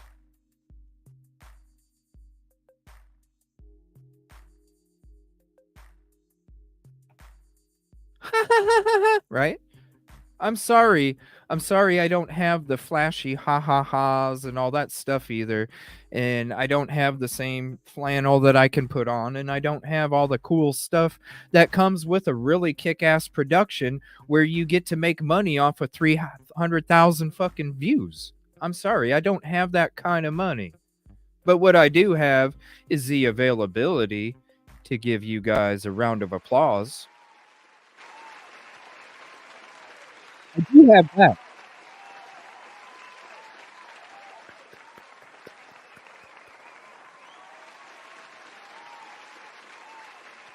That's it.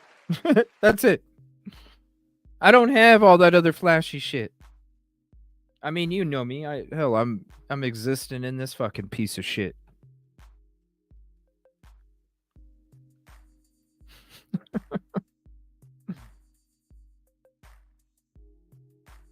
Hey, I might upset a lot of people tonight. I don't care. Because it's real. Because if you don't have a problem with what I have a problem with, because I don't speak unless it gets to a point where it's ridiculousness. Everybody knows that. I don't speak unless it gets to a point where there's ridiculousness. And once the ridiculousness is out there, then I'm like, no, fuck this, because it's about peace, positivity, and progress. Sorry if you don't feel the same way I do.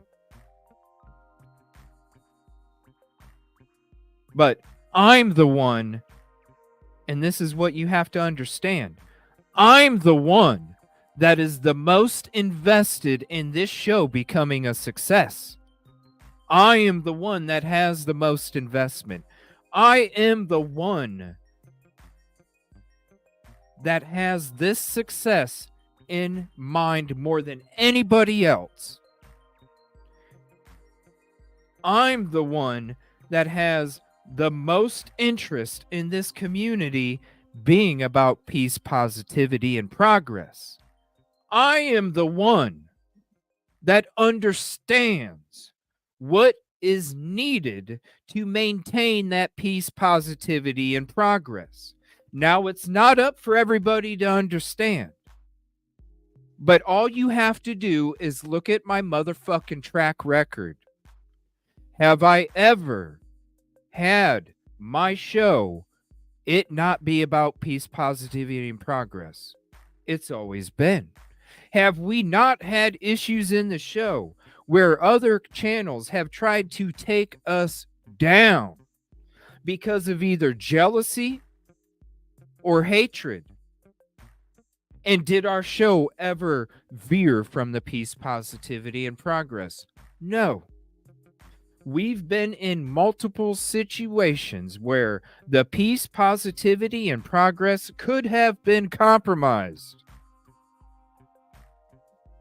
It never happened. And why is that? Because I'm the one with the most investment when it comes to the peace, positivity, and progress.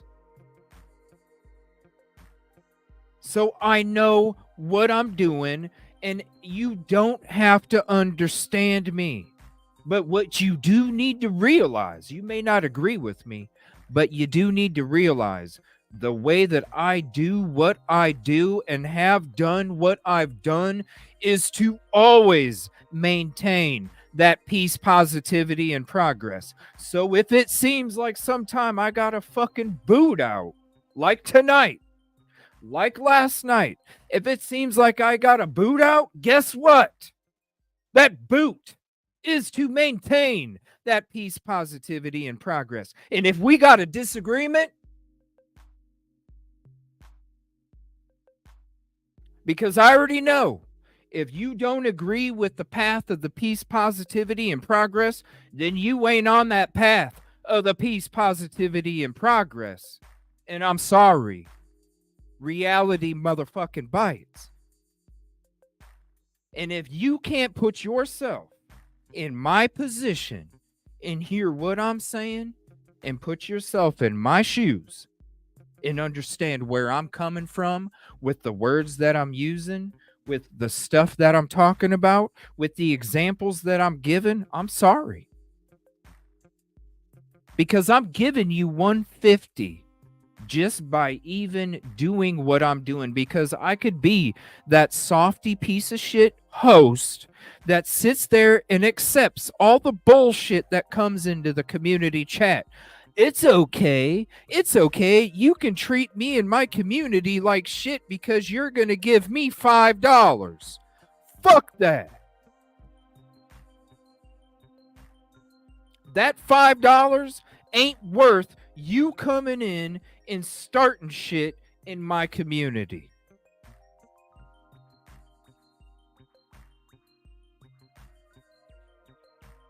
I don't give a fuck.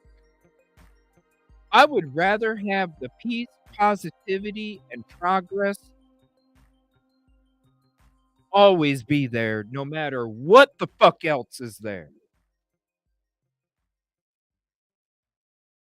Whether it's opportunity, whether it's financial, whether it's time, doesn't matter. The main thing in life, regardless if I'm on YouTube, regardless if I'm working in a detail shop, regardless if I'm shoveling shit at a fucking farm,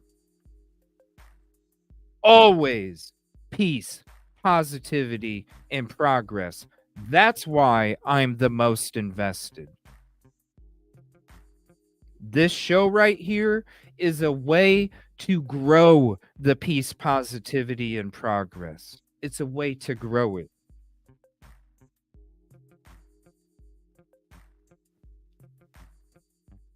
I appreciate everything you all do.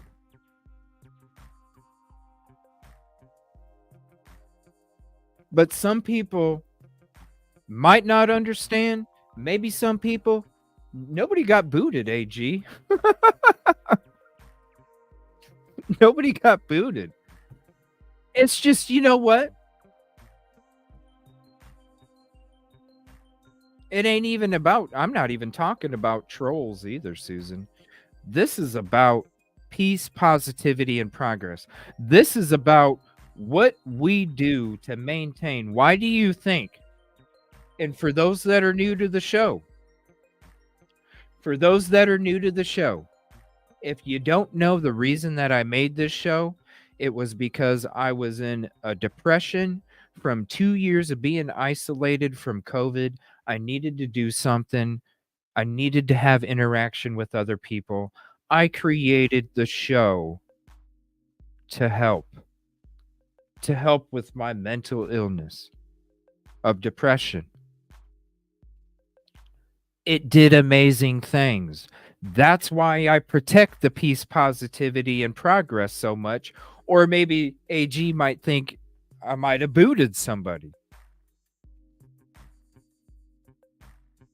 Because I realized, and this is why it's so important that I maintain it for you guys, and I do what I do on tonight's like tonight and like last night. This is why it's important, because that when I started my show and the interaction and the camaraderie and the feeling of family, and I didn't have to go anywhere, that filled my soul. And I was like, holy shit, it transformed my soul and my spirit into something that I had never felt before. And I all of a sudden went from this really dark cave that I actually started to enjoy residing in my mind. That's how depressed I was. I started to enjoy the fucking cave that I existed in. That's how depressed I was. And when I made this show, and I went, holy shit, the peace, the positivity. Oh my gosh, this is amazing. And it took me out of that spot. And I told myself then, CJ, always maintain the peace and positive atmosphere. Because if this is what it can do for you, imagine what it can do for that lonely soul out there that just happens to come across your channel. That's why I'm one of the people that people are going to talk shit about in other people's shows about getting booted from my show. They don't understand how real I am about maintaining this peace, positivity, and progress. If you come in here talking shit, if you come in here being disrespectful, you come in here being rude to me or any of our family, even on Twitter, just like last night, you come in and you be rude to my fucking family, you fuck with the peace, positivity, and progress. And how do you grow the peace, positivity, and progress? You stamp the fuck out of the bullshit with the peace, positive, progress boot.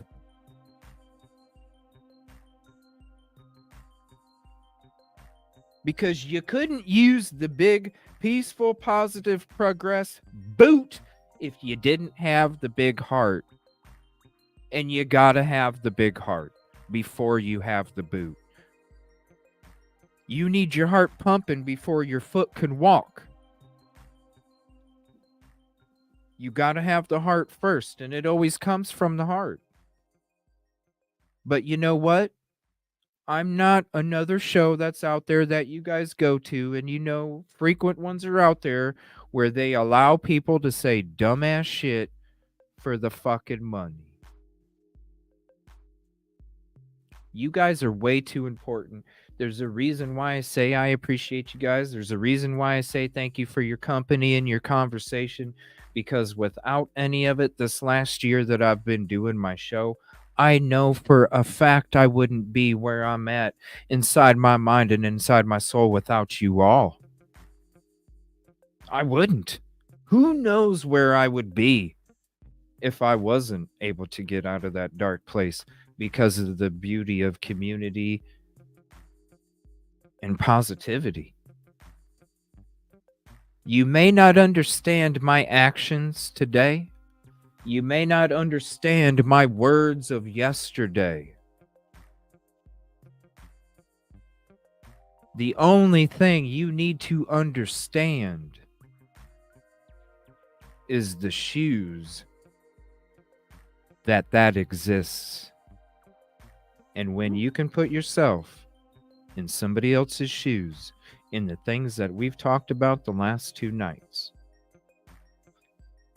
if you disagree, I'm sorry. We're just not PPP. It's just the way it is.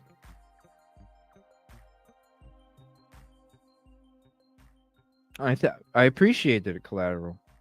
Sometimes I do these shows where I just get on this speech from the soul, and I know sometimes I may repeat myself, and sometimes I may, go here and go there, but really, I don't script anything. Everything that even these shows, even the stuff that we go through, all of it is fresh on the fly because I want to give you guys the realest. I don't want to sit there and give you guys a reaction off a pre-recorded video. Is that really a reaction? I want to give you guys the reaction that's the freshest. Do you want an orange that's been sitting out for a few days, or do you want an orange that you just picked from the damn tree? What tastes better? So when it comes to these things, I don't have a script. I don't have a couple paragraphs written down. It just comes from the heart. You get nothing but real because it literally there is no filter. It just right out my mouth. Otherwise, that filter would be like, CJ, you already said that twice. You know what I'm saying? It's nothing but real. Beckles 106, thank you for hopping in. Appreciate you. I appreciate it. That's why we have so many people that come in here and talk about how beautiful the community is. You can go into every show that we have and watch the chat replay and talk about somebody new saying, wow, this is what a beautiful, like, I just came in here. And that you have people that have been in the show for a long time saying, man, this is, I love this community. You know what I'm saying? When you want to sit there and think that I'm doing something negative or I'm booting people for no reason, no. It's because I know I'm the one that's most invested. I'm the one that knows the most about maintaining the PPP. And if that means that I have to do what I do sometimes, it is what it is. If that means that I have to sit there and fucking talk shit for a minute, it is what it is. Because you know what? If nobody stood up, if David never stood up to Goliath, what would have happened in that story? It's the people that have the strength, the people that have the shield, the people that have the passion, the desire, the willpower to say, fuck whatever kind of obstacles are in my way. Fuck how big somebody is. Fuck how big they are. Fuck how strong they are. Fuck how many they are. Fuck them. Those are the true leaders. The ones that sit there and wake up and say, oh, it's a cloudy day. We'll do it tomorrow. No, it's the motherfucker that gets up and says, you know what? It's a cloudy day, but you know what? It ain't going to stop me from doing what needs done. Those are your leaders. There's so many people that get swayed on YouTube because of the theatrics, because of the large numbers.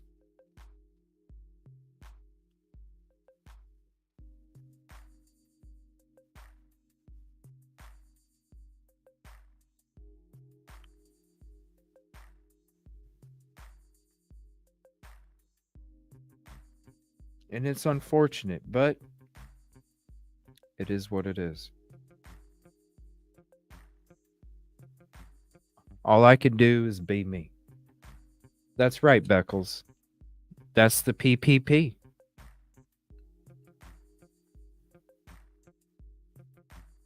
Oh, good night, Susan. That's the PPP. I appreciate you too.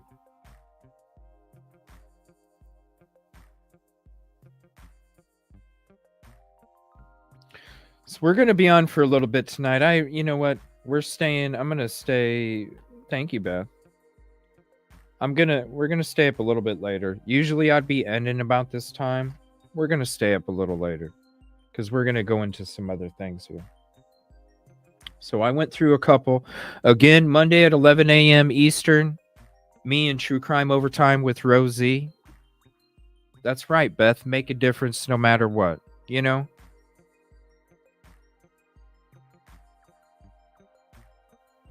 Make a difference no matter what. And whatever will be when it comes to CJ. It'll be what it is. It'll be what it is.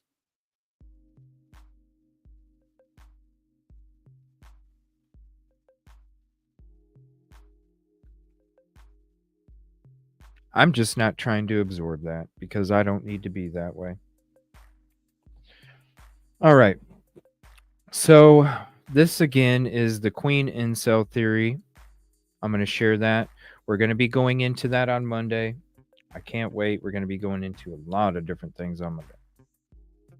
You're my fan. You all are. That's why even when people are getting attacked on Twitter that I never even message some of these people, but I know that they're, publicly buzzed is one of them. I don't even have any kind of connection with these people, I don't have any kind of connection with publicly buzzed. But even seeing them getting attacked, and I've seen a couple of their shows. They're cool guys. They're about peace, positivity, and progress. They're not about the bullshit. And to see them even get attacked, I'm like, dude, I consider them family, and we have no communication. I just consider them family because they're about the peace, positivity, and progress. AG. right? I'm just on it for information. Thank you so much, Beckles. It's because of that. That's why even, that's one of the reasons why I changed my name a few days ago. If you watch that video of the reasons why, one of them was because I didn't want to be that channel where even though the name wasn't spelled EVIL, it was EVILLE on the door.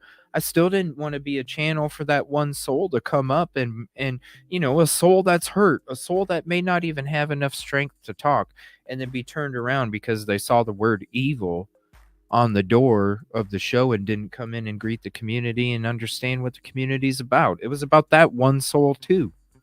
And when it comes to about one soul, I want the one soul that comes in here that is afraid to talk or is afraid to speak up. I want that one soul to hear how strong we are about the peace, positivity, and progress.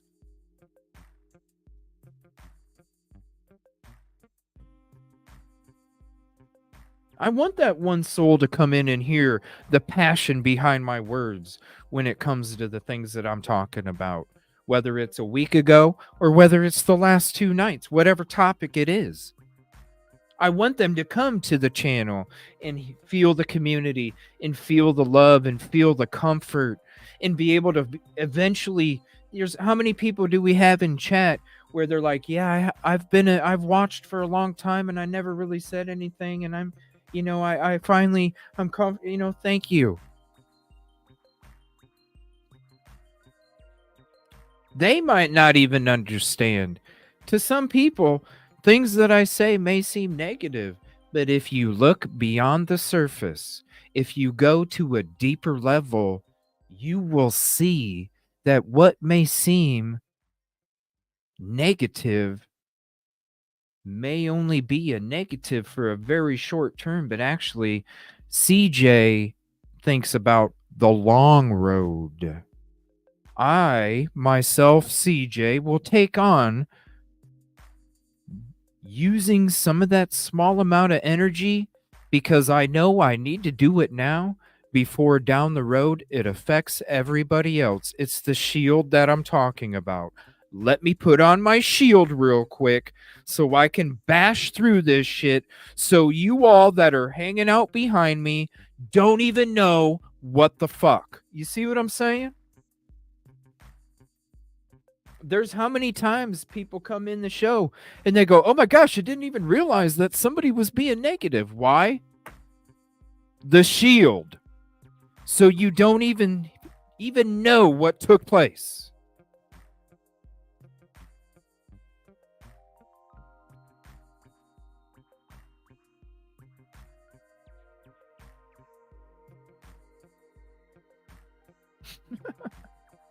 All right, give me 1 second. We're going to get into this video. This is a chaos sector video.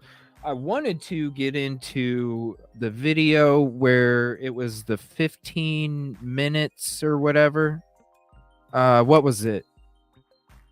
The 15 minutes were off with the time frame. The time frame was off by 15 minutes when it came to the paths and all that stuff. I'm going to save that for tomorrow because I'm going to be using a lot more of my real footage when we are discussing that. And I know that that's probably going to take a good hour and a half to go through. And we won't be able to tonight. I'm hoping and I'm really, I have a feeling I'll be able to be on tomorrow morning. I can't make any promises. I don't know. Even I was talking on the phone today. I was like, can you hear this? Yeah, I can hear that. Yeah, it's fucked up.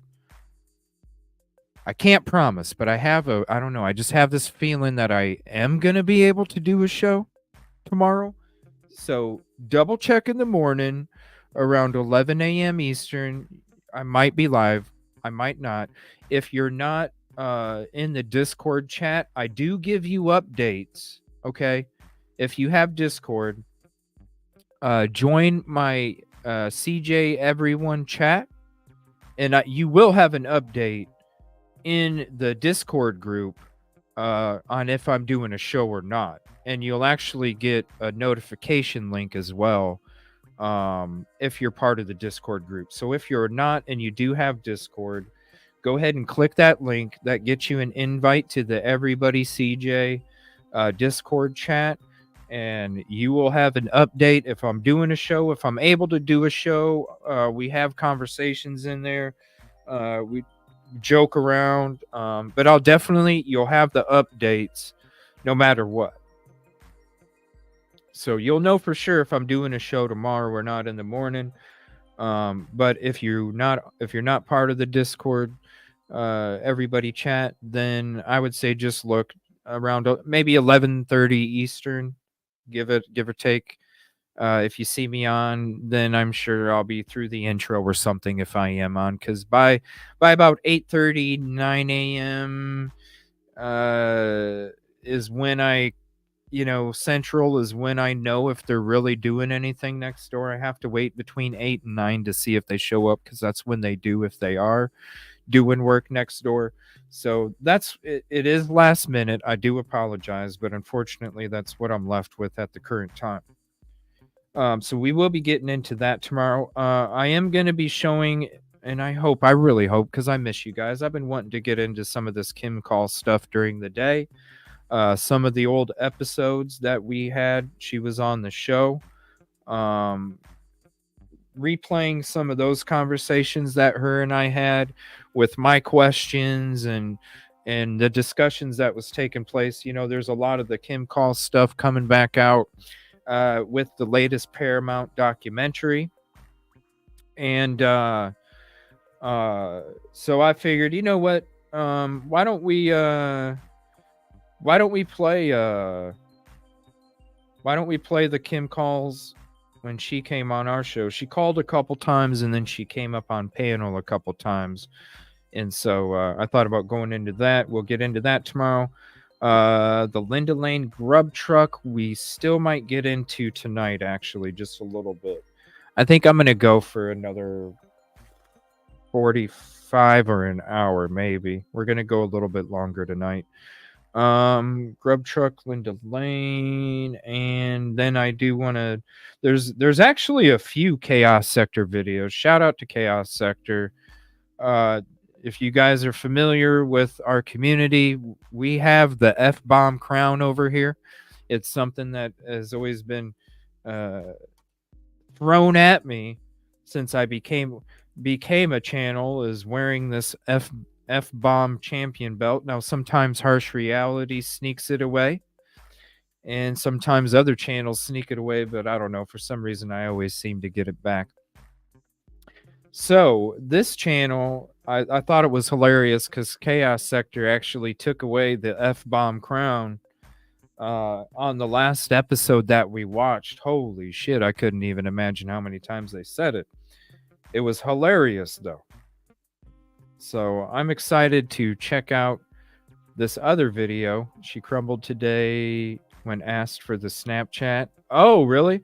What? She was on a show today?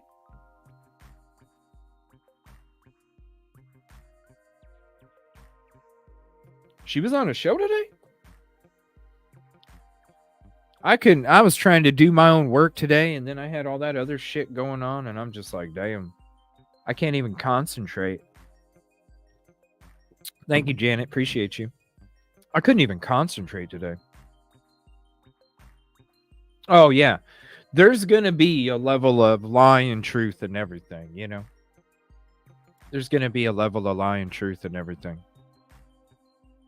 You just have to... It's about what makes sense, you know what I mean? Like, what does make sense?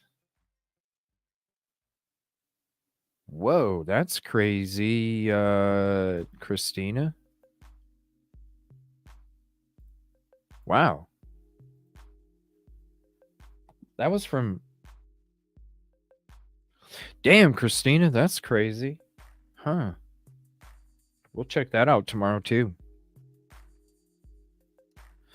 All right, give me 1 second. So if you're not part of that, you can be a part of the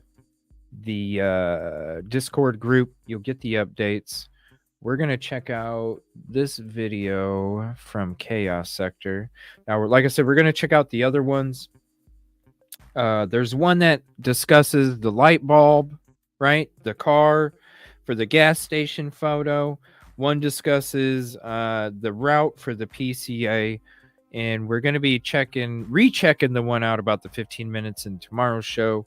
The chaos sector with the light bulb one, we're going to be checking that out too, because we've had a lot of conversations this whole time about vehicle and this and that and what and is it even part of it? No. Now, when it comes to the Batman needs arrested, has anybody seen that episode? The Batman needs arrested.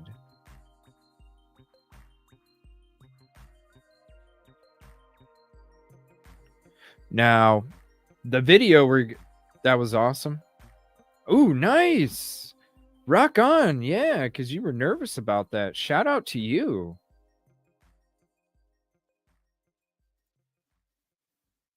Oh, the third person, AG? The third person? I refer to myself as the third person. I have that self-inflated sense of self-worth there. The CJ. Thanks, Beckles. 2 more to go. I let it lapse, but paid the fees. Now I have crappy classes to update. Oh, no. Aw, well, shout out. I mean, you passed two of the real estate classes. That's awesome. No, but I think I clicked on it. Yeah, have you guys seen the Batman one? We'll be checking that one out tomorrow too. We're going to be checking this one out because it was kind of funny.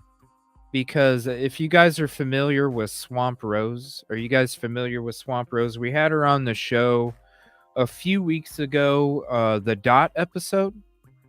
If you're not familiar with that one, let me share that link with you guys. This is when we had Swamp Rose and Gia, and who else did we have? I think it was just them. Let me see right here. So this is when we had them on the show, and this is when it's the full Dot real convo. That's not real and why. We had them on the show. This is me explaining, because Dot is the one that came on my panel that night. You can see it's my panel.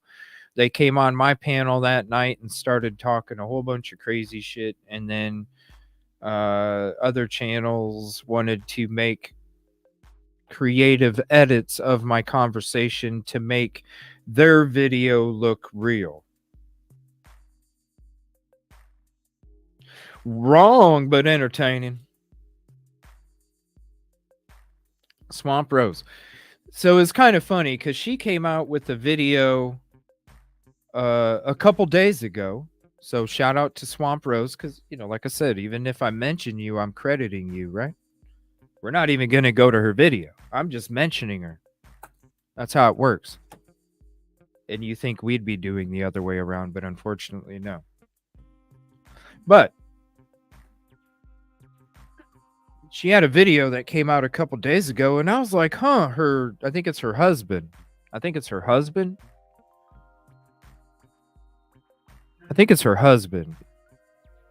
He had, what? What? And it's like, yeah.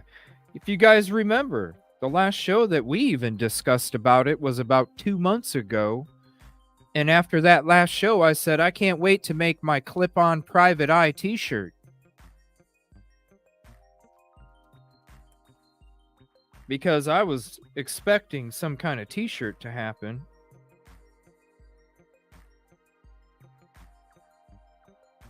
And we didn't get the private eye t-shirt because there hasn't been anything out. But I went ahead and I was like, you know what? There is.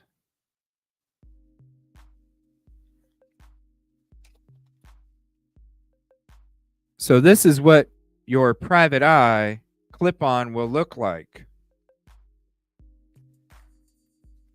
So just like Fry, fake-ass detective, we're going to have a shirt that'll be coming out here very shortly. I made this t-shirt a while ago. If you can see it or not, I don't know. It's being weird. Fake ass detective. Private Eye. You'll have a clip on just like Fry does. Just like Fry does. She does. I appreciate her. Sometimes she's a little confused though, Beth. I don't know. I'm surprised what's going to be happening in a couple days. I'm just like, whoa. I wouldn't need, I don't know. I'm surprised, but we're going to be going into a video because when I watched this video from Swamp Rose, shout out Swamp Rose. When I was watching this video, I was like, here's somebody else. Here's somebody else asking the same shit, saying the same shit. Now, I know I'm just a little guy, so I'm not going to be mentioned in shit. But when we've had shows and I was the one calling shit out 2, 3, 4 months ago, calling shit out because I realized my own shit was getting used this way 4 months ago. And it kept happening so much. I kept showing my videos of where we really talked about it. So when I watched this episode from Swamp Rose, I was like, damn, that's really fucking interesting because it is true. And I sat there and I went, it has been quite a while. Because I thought the last time that they were making a video, they had to stop making the one that they were almost done with to do this one to talk shit about somebody that had a pair of these.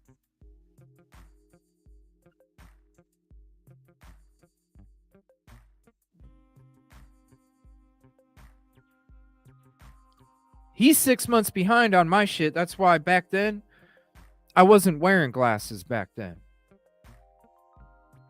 So he ain't caught up to my spectacles yet. He's caught up to GHI spectacles. He ain't caught up to mine yet. He's 6 months back. About another month or so. Then he'll start seeing the glasses, and then you'll start seeing that pop up on the screen too. But it was kind of interesting because I was like, damn, he's got a point. And it's true. Now, to sit there and say, guess what, people? I've worked with other content creators before, and I even had this conversation earlier with Rosie. I said, Rosie, I've worked with other content creators before that I used to work with. These people promote the danger because of the effect. Do you guys ever hear me promoting danger? Not really. I'll tell you I'm in danger. Do I promote? You guys, stick with me. It's going to be down and dirty out there. I need you guys to hang with me. Keep me safe. No.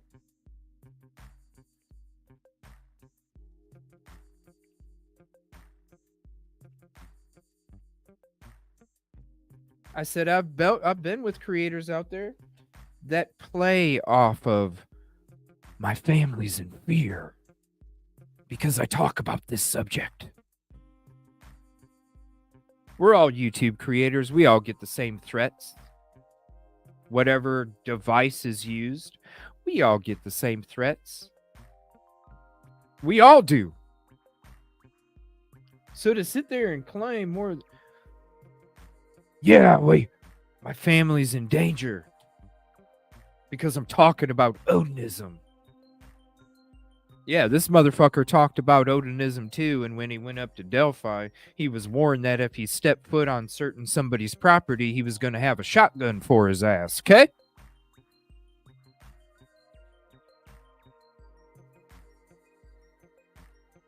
You step foot on this property, you're going to have a shotgun in your face. And I ain't afraid to use it. Don't step foot on my property.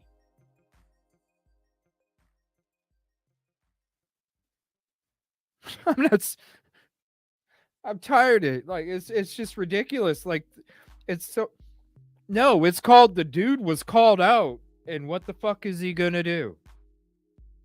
His family's in danger because he's talking about Odinism. Motherfucker, we all talked about Odinism. There's people having bunch of shows on Odinism. Oh my gosh. The FBI did this, this, and this. There was other channels talking about that shit last March. Did the FBI do anything then? No. There's a reason why people disappear. It's not. It's crazy. And that just feeds it even more. Maybe that's what I need to do. Maybe I need to put on makeup.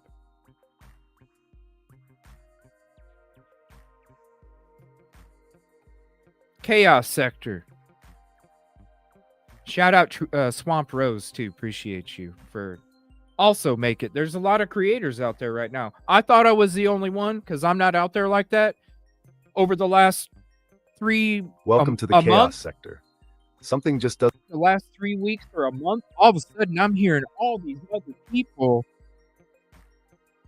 doing the same shit that I was doing, and it's like, whoa, this is a fucking epidemic, y'all. This is an epidemic on YouTube, y'all. When you got multiple fucking creators, and I'm not even mentioned because I'm just this. You got multiple creators doing the same shit, having to go back and show their communities. No, this isn't a boom, people. We've talked about this, and this, and here's the proof. Here's the proof. Here's the proof. Stop telling us that you know what I mean? Doesn't sit well with me regarding recent comments on the last episode. I'm sorry. This is one of those nights. The shit from 2 nights ago where I saw all of the friends and family getting attacked by a bully. I saw yesterday the stuff that was taking place after that. The stuff from today. The stuff that I'm seeing this weekend. All of this stuff. This shit needs to be said. And it needs to be said tonight.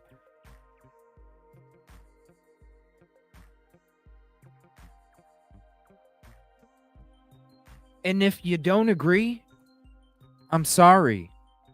I'm the one that is the most invested in PPP for this community.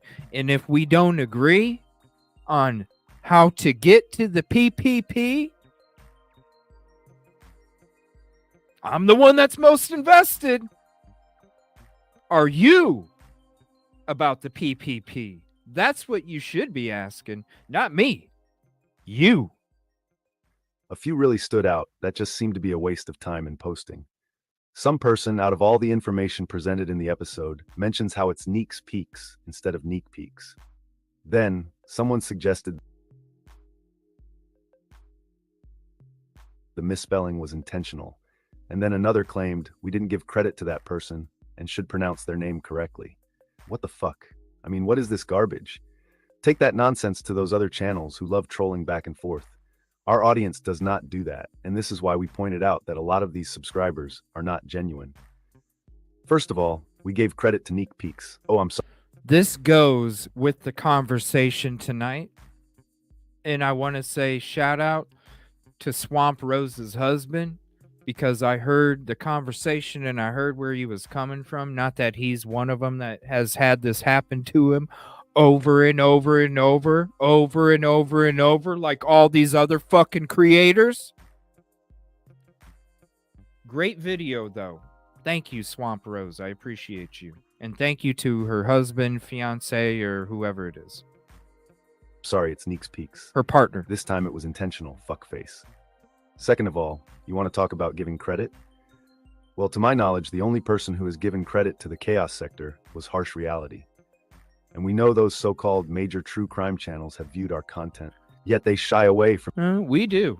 And that's why I'm saying We're not going to be mentioned because I'm not even on their level. You know what I'm saying? I don't have the subs, I don't have the notoriety, I don't have any of that, but anytime, and you all know, anytime, we always shout out Chaos Sector because they do a great job. From even acknowledging the work we've put into this case. You guys Not are the amazing. first time that has happened. Oh, and another thing that happens to this channel, which is also something that has happened in the past. Channels secretly watch the content, pull from the analysis or information, and present their own version of it as if it's their authentic work. And of course, never mention where they got the idea or information from. The clown has recently done it. Although we are fond of Huda London, she also done it. Here's the thing. Huda had a recent video regarding the audio that was alleged to be screaming. She literally had a clip of— And there's plenty other people out there too. This isn't just about these two. You're talking, everybody knows. It's happened to me plenty of times. It's just, now it's happening to a lot of other people. And it's unfortunate. Of our episode examining the Linda Lane audio, if our real subscribers remember that, of course. Now the thing is, Huda used another video to suggest that there was screaming heard and told her audience to subscribe to that channel, which examined the body cam footage. But she wouldn't do the same for the Chaos Sector though. Why? And to be honest, our analysis of the Linda Lane audio was much more revealing. Maybe for Huda specifically, she's a bit, well, nervous to speak about the Chaos Sector. We get it, our path is a bit chaotic at times. No filter, straight to the point, and nobody is exempt from being questioned. Some are not so willing to push it that far. We expose everything and anyone. There is no tiptoeing in our investigative work. The clown recently had a video regarding the police cruiser where he claims that police cruiser is the same white vehicle in the Linda Lane surveillance. But here's the problem. For one, he presents it as if he's the first person to present that theory. Second, well, he simply viewed our episode, placing the cruiser in that Linda Lane surveillance, and tried to convince his audience nobody had done that before, and he was the first. We viewed that video and left a comment about it. Since he claims nobody had ever done that, and we had already done it, it's obvious he had essentially stole our work and passed it off as his, and even in a way that heightens his so-called true crime status. In other words, a deceptive narcissist. Boom. Nice. In the Kanika Jenkins case, many would steal our analysis. I mean, literally steal our content, cut and clip out portions that had visual evidence it was our work, and put their own so-called analysis over the video. Mind you, we downloaded all of the executable files of Kanika. See what I'm saying? They take not just this. I'm saying all these creators take screenshots of your fucking videos and then add these screenshots to their videos to make it seem like they sat there and did a whole day's worth of work when they just sat there for 15 minutes, watched somebody else's video, took some fucking notes and screenshots, and then made their own video. In footage and other relative surveillance cameras throughout that hotel. Hours upon hours, frame by frame, breaking down each segment to the audience. We were considered one of the best in the J4K community due to our dedication and thought-provoking analysis. Nothing has changed here in this case. We are considered one of the best by those who view our content. We don't go around bragging about what we've accomplished or revealed. We simply present our investigation, and others come to that conclusion. It's how we break things down, as it may have already been broken down in the past. And that's the difference between the Chaos Sector and others. We definitely appreciate others and even find motivation to look into key details. But we never pass something off as our work when it's not. We give credit to someone who pointed something out, and we echo that with our own perspective of what was revealed. A community works together, sharing, supporting. A community doesn't lurk around viewing others and then taking that work and suggesting they originated the idea or theory to their audience. Community. So if you see the patterns here, so-called true crime investigators secretly watch the Chaos Sector and basically piggyback off our hard work. And yes, it is hard work. It takes a lot of time to investigate what we do. Another issue we need to address, which we've done before. Emails. Oh, those emails. For some reason, individuals believe that the Chaos Sector will communicate with them directly via an email. This is not a, quote, interactive channel like others. And that's not the main issue, though, because we interact right in the comment section. And even right now, that's enough interaction. It's the secretive element of an email. If you have information or even evidence that you want to share, then just share it. No need to keep it a secret. Oh wait, it wouldn't be a secret anymore. Because if you relay that information to the chaos sector via email, you know it will be revealed in an episode. So what's the point of an email if the same information you deemed to be so vital to the case requires secret communication will be revealed in an episode to the public? You don't make sense, my friend. Oh, it's so much information that it's time-consuming posting it in the comments? Well, then just make a video. You have a channel, so just post something.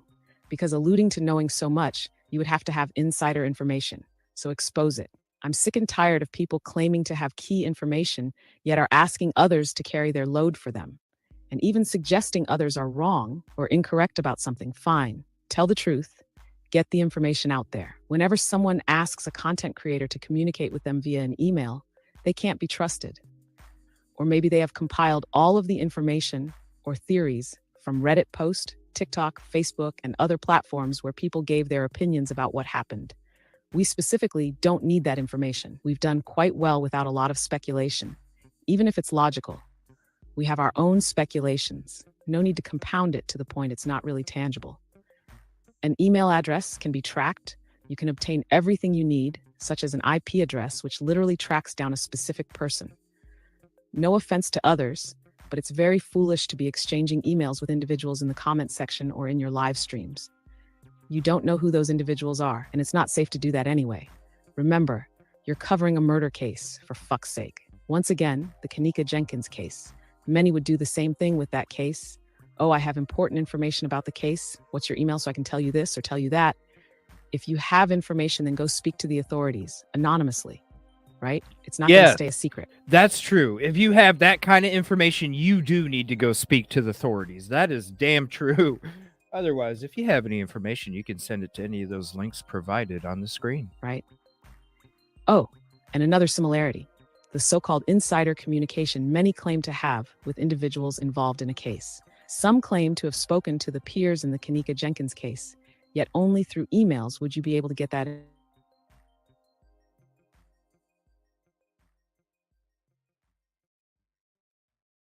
Kanika or her peers talk to a content creator when they wouldn't tell the authorities that same information. They won't snitch to the cops, but they will snitch to a content creator who will reveal all of that info to thousands of people at a time. Oh, the content creator will keep it a secret? Then what's the fucking point of obtaining the info then? A bunch of goddamn garbage. Sorry for the profanity, but it brought back memories in the J4K community and how there were snakes slithering all throughout. And even in this case, some so-called true crime investigators have interviewed students and others from that town. Or they have insider information from someone close to those housemates. Even if they did speak to students or individuals from Moscow, there's nothing revealed or exposed. Please put that into perspective. Those residents of Moscow would agree to speak to a true crime investigator about the murders? When they didn't speak out publicly beforehand? Sure, I'll speak to you, but I won't tell you what I really know, though. Well, that was a big waste of time now, wasn't it? And you knew that, so what are you really up to then? The typical likes, views, subscribers, and even financial gain. It's so frustrating to present our episode, breaking everything down, and the incorrect spelling of a channel's name is the focus in this episode. No mention of the actual analysis? No post about the families having knowledge of those murders before 12 p.m.? No post about the potential exchange of drugs? How about the private driver and the DoorDash driver being the same person? Or how about Dot's claim of seeing Dylan, Bonnie, and Clyde and others outside the scene of the crime Sunday morning? You're telling me out of everything you viewed in that episode, your brain was triggered to mention a misspelling? And others claim it was intentional? And another claimed we didn't give credit to that person, when that's exactly what we did. Now some would say, oh, never mind them. It's not worth getting distracted by nonsense. Negative. We don't allow the nonsense to go unchallenged. You cause a problem, you get called out for it. Simple as that. Look at this nonsense. This, person states, quote, Dot has been debunked.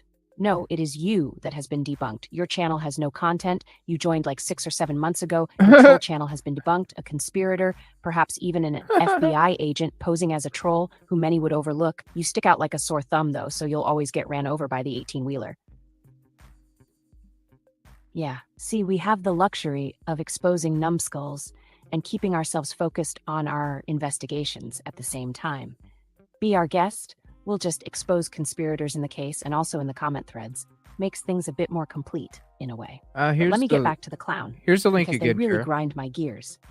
To the clown. Hold on one Don't second. claim to be the first one to claim that the police cruiser was the vehicle in the Linda Lane surveillance, because we all know you never presented that theory in the past. You viewed our episode where we presented that theory and then presented the theory to your audience as if you were the only one who had examined that. In your own words, sir. Mockery of the true evidence that we've uncovered. Speaking of true evidence, let's check out the Linda Lane footage. We can see a vehicle that does passes at least 3 or 4 times on this footage. This seems to line up exactly with what they say in the PCA, the probable cause affidavit to arrest Brian Koberger. Some people are convinced this is a Hyundai Elantra. I'm not so convinced, and you're not so convinced either. And sometimes certain creators are just wrong. No matter how many times they slander me, no matter how many little animations they make, no matter how rude they are to their own audience, they're just wrong. And that's why we're going to take our own look at the Linda Lane footage with our own animation. Let's do some overlays. We're going to find out exactly whose car this is right here and right now. Allegedly. Anyways, I don't think anybody else has done this. This fucker, I tell you. Flat out lying to those cult members, knowing damn well he got that theory from the chaos. Think about it. I want you to get inside the mind of the clown. Watches our episode breaking that down, decides to steal that theory and upload a video claiming they don't recall anyone addressing that. Disregarding the chaos. Oh, you know, we don't have close to 500,000 subscribers like you, so we're insignificant. We don't deserve recognition from the big bad clown. We're peasants. You're stealing from peasants. Oh, most of the subs are not real people, though. I mean, this is full-fledged fuckery right here. But let's continue. So I'm going to do it. I'm usually the first, just like when I said, boom. I was the first with that, too. So, check out the car on the screen. We're taking the undercover police officer car and we're putting it on top of the Linda Lane footage. Let's see if it lines up. Let's see if it's a match. Is this a match? Is this cop car the car that we see on Linda Lane? Yeah, it is. Remember, ladies and gentlemen, this isn't rocket science. That car is a match. I've previously been referred to as Lord Drip Drop because I own a little piece of land in Scotland. But maybe now you can also call me the true crime animation king. Doesn't seem like a big deal to some, but what it indicates to me is that not only do you secretly watch the chaos sector, but you essentially steal from us as well. We never steal from others, and if it's something we were inspired to research where someone discovered it first, we give credit to them and their investigative work. Because passing something off as your own authentic theory in a way where you are taking credit for that theory is very dishonest. The clown could have created his video like such. Quote, shout out to Chaos Sector, who examined the police cruiser and was convinced that it was the white vehicle in the Linda Lane surveillance. Unquote. You see how easy that is? But instead, the clown tries to take credit for something they had never previously presented to their audience. In a very narcissistic way, I might add. Don't recall the clown examining the audio in the Linda Lane surveillance neither, which clearly is linked to the murders. Many claimed it was fake audio, but a true crime investigator, which the clown considers themselves, would have to examine it firsthand to determine this. Don't recall the clown analyzing that audio from Linda Lane and linking the timeframes with the actual crime occurring at the victim's home. And all of the audio evidence would suggest that the crime occurred before, yes, before, any white vehicle was spotted.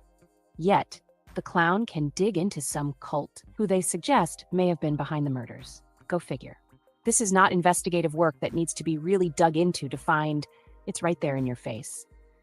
Come to think about it, the clown avoids most of that entire circle of peers.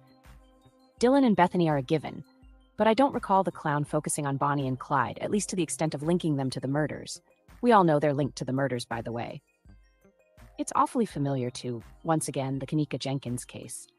Many in the J4K community, which was also the true crime community, avoided holding Kanika's peers accountable when clearly they had conspired against her that night. The clown sends you down a rabbit hole away from the core of the investigation. And although some things are relevant, it's about pulling you away from the core of the investigation and receiving financial gain while doing so. For example, the clown's tunnel theory. Although it may have some relevance without any context or connection to anyone, such as students, you can use that tunnel, it's merely an empty theory. And ironically, it provokes the audience to travel down that rabbit hole, similar to the tunnel, or focusing on Brent Kopacka and linking him to Koberger and the murders in Idaho. Not really a problem at face value. But although I agree there's something to Kopaka's death, the clown was so eager to link his death to the Idaho murders. Kopaka was from Pullman. Koberger was from Pullman. This doesn't mean they were associated in any way. Like pulling teeth, the clown just wouldn't give up on what he claimed was a possible connection. Now, some may agree that there is a possible connection. And that's the kicker. The relativity convinces the audience to buy into it. When right smack dab in Moscow, there is enough to dig into. For example, Dylan and Bethany. The clown obviously broke down the pair, but what they didn't do was build on knowing that the housemates were awake and aware. That is the core foundation of your investigative work. You have to start with that dynamic because it leads to the who, the what, the why, the when, the where, the how. That's how you establish your foundation. And trust me, everything starts to come together, despite not having the actual evidence at your disposal. You want to know why? Because there's something called common sense or your innate intelligence. And this is where the clown deviates from. They have the foundation, but decided to fly off the handle, suggesting some cult of Odin may have been responsible for the murders as a possible theory. No, wait, chaos. Those all have potential connections to the murders. The cult of Odin, has individuals who are related to this person, who's related to that person, seeking revenge against this person, who's related to that person, who's related to one of the victims. Some may have already viewed that content, but let's break it down. The clown's theory here. Kaylee's father has a brother named Nathan who murdered someone's father, and that family sought revenge. But the clown creates the narrative that that family sought revenge against Nathan's offspring. But Nathan apparently didn't have any offspring. Here's the report. Basically, Nathan murdered a 50-year-old man. The son sought revenge against Nathan. That's the foundation of the theory. But the clown creates the setting where that family sought revenge against Nathan's children. But why would it be the child instead of, an older relative such as Nathan's brother? They bypassed so many relatives, all the way down the family tree to one of the younger relatives of Nathan being Kaylee. What about the brother? What about the sister-in-law? There was no child or younger person murdered. The victim was an older man, about 50 years old. So if it's revenge they want, then Steve, if anything, would have been the first one targeted because he literally was the next of kin, Nathan's brother. And if they got to Kaylee, surely they could have got to Steve just as easy, or his wife, based on tracking their targets down. It doesn't add up based on the dynamic of retaliation. An eye for an eye is based on a karmic justice. You kill my father, I kill yours. If your father is dead, then I kill your mother. If your mother is dead, then I kill your sibling. If you have none, I kill your spouse. If you have none, I kill your child. If you have none, then I kill whoever the hell is close to you. And Steve would be that sibling, who was the next of kin, not Kaylee somewhere partying in Moscow. Or for that matter, may have already moved out of that home and stayed in Austin when this plan for revenge was starting to take place. Anywho, what the clown did was take an incident involving a relative and just threw Kaylee into the mix to justify the theory of Kaylee essentially being the target. But Kaylee wasn't the only victim, remember? You don't murder 3 other individuals if you only had one target. That target would have been taken care of somewhere in Austin if that's the case. An eye for an eye wouldn't consist of murdering 3 other housemates and also leaving 2 survivors behind. Because at that point, you might as well search the entire house and take everyone out, leave no witnesses. Why would the cult of Odin leave Dylan and Bethany as witnesses? They didn't leave Xana and Ethan as witnesses, right? They don't We understand Maddie because she was physically with their target upstairs. They don't leave witnesses. Was Dylan and Bethany in on it? Oh, wait. Are they members of the Odin cult? That's why they were spared? Cartels don't leave witnesses. It appeared witnesses. logical at face value due to relativity. But when you break it down, it doesn't add up. Everyone can go through every episode from the chaos, and every theory or sub-theory we present cannot be broken down in this manner, because we make sure the core of that theory is logical and have a solid foundation and motive. I'll tell you what the clown did, because I doubt they actually dug into this on their own. One of their cult members fed them that theory, and they simply presented it to the rest of the cult members in the video. See, those who deem themselves true crime investigators are held to a standard. We all make mistakes, but if we had looked into this as a possible theory, we would break these scenarios down first before we present a theory to our audience. Because you are presenting a theory involving specific people who you allude to being responsible for those murders. Which is why we don't go into certain things unless we have more evidence. Not that I don't say things can't exist. We over here, when it comes to the victims and it comes to the respect to the families, we don't go down certain areas until we have more evidence. You even showed their photos, dug into their social media accounts, and basically claimed they were involved in the murders, or even responsible. Speaking of responsible, that's irresponsible as a true crime investigator. Let me guess, this is where the clown's quote, concern for his safety, came into play. Oh, before someone says, well, Chaos, you're doing the same thing in regards to the housemates, family, and friends. No, we have come to that conclusion based on the information and evidence presented. The housemates knew what happened, that's evident. The family and friends were aware of those murders prior to 12 p.m. That's evident. So nothing we present is slander, it's just the facts. Tunnels, Bitcoin, evil cults, fire dragons, and mythical fairies all were possibly responsible for those murders if you ask the clown. Clowns perform magic tricks at birthday parties. And what's the secret ingredient? The artistic manipulation of a child's Illusion. perception of reality. Illusion. To the children, the clown literally is performing magic. They're a clown for a reason, my friends. It's all about the artistic manipulation of your perception of reality. I mean, isn't it best to focus on who was physically inside that home during the murders? The very housemates are even possible suspects, for fuck's sakes. There were like 5 people running away in the body cam footage. You could simply place those 5 individuals at the scene of the crime, as a theory, of course. My point here is not having an actual concrete theory to build on, and presenting theories which expand out beyond Moscow, like Bitcoin and fire dragon cults. It guides the audience to too many theories and speculation, and they can't pinpoint a foundation to build from. All the while, racking in those super chats, PayPal, Cash App, or whatever they have, and even has a digital store as well, selling clown shirts and other merchandise to the cult. See what I'm saying?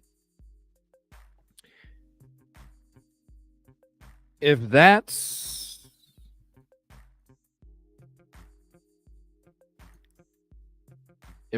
what somebody, why did Alpine get booted?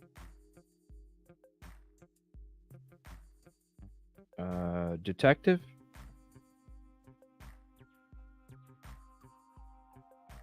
Hold on one second. I gotta go to my give me a second. I gotta fix this.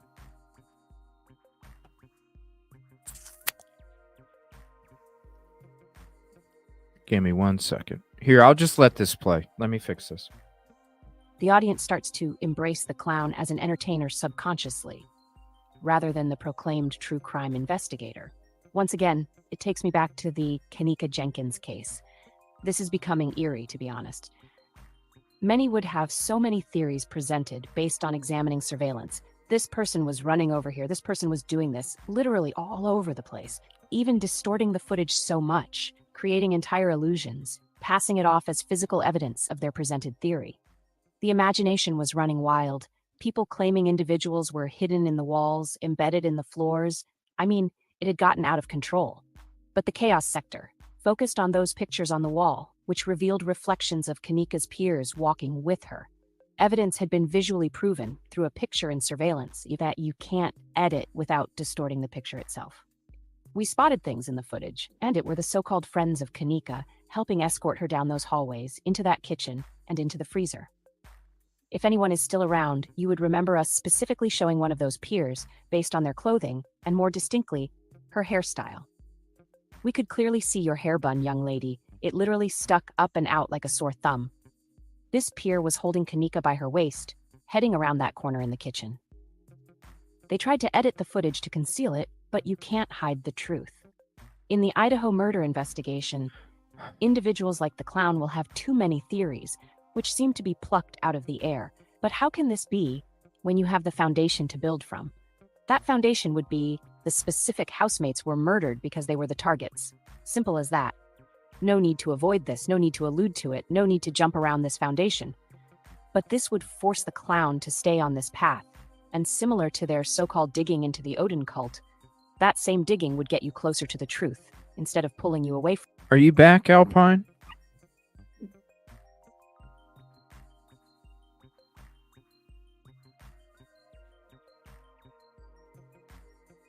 I don't know if it's... Let me know if you're back, Alpine.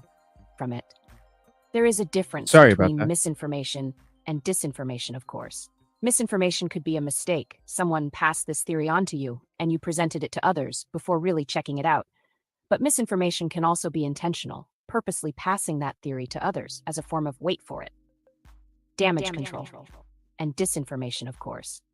The perpetrator does provide a logical theory, along with facts, information, and evidence to support that theory, claiming to be genuine, honest, fighting for justice, but behind closed doors, they have an agenda contrary to that so-called sincerity, because the further along you are in investigation, you should have a solid foundation to go by. In other words, a theory that your audience comes to a consensus about. Instead, they're searching for keys in a dark room. Again, the same problem existed in the J4K community. Years had passed, and you have content creators still dancing around with no firm theory as to who was responsible for her death. Kicking the can down the road, avoiding the peers' accountability, streaming for hours, generating that YouTube dollar, that's all it was.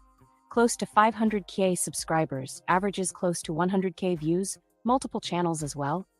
Seems like a money grab from the clown at the expense of true crime investigating. Truth does not come with a price tag. Many would be wise to keep that in mind. Yeah, and if that's what you want to contribute to have on YouTube, instead of shows like me or Once Upon a True Crime or Silky Southern Tea or True Crime Overtime with Rosie, Forensic Frenzy, it's up to you. It's up to you. It's up to you. You understand? I doubt the clown would be so eager in receiving donations and selling merchandise if they actually stuck to the theory of the housemates being targeted related to a drug trafficking organization. Nope, because you have to take things seriously when you do that.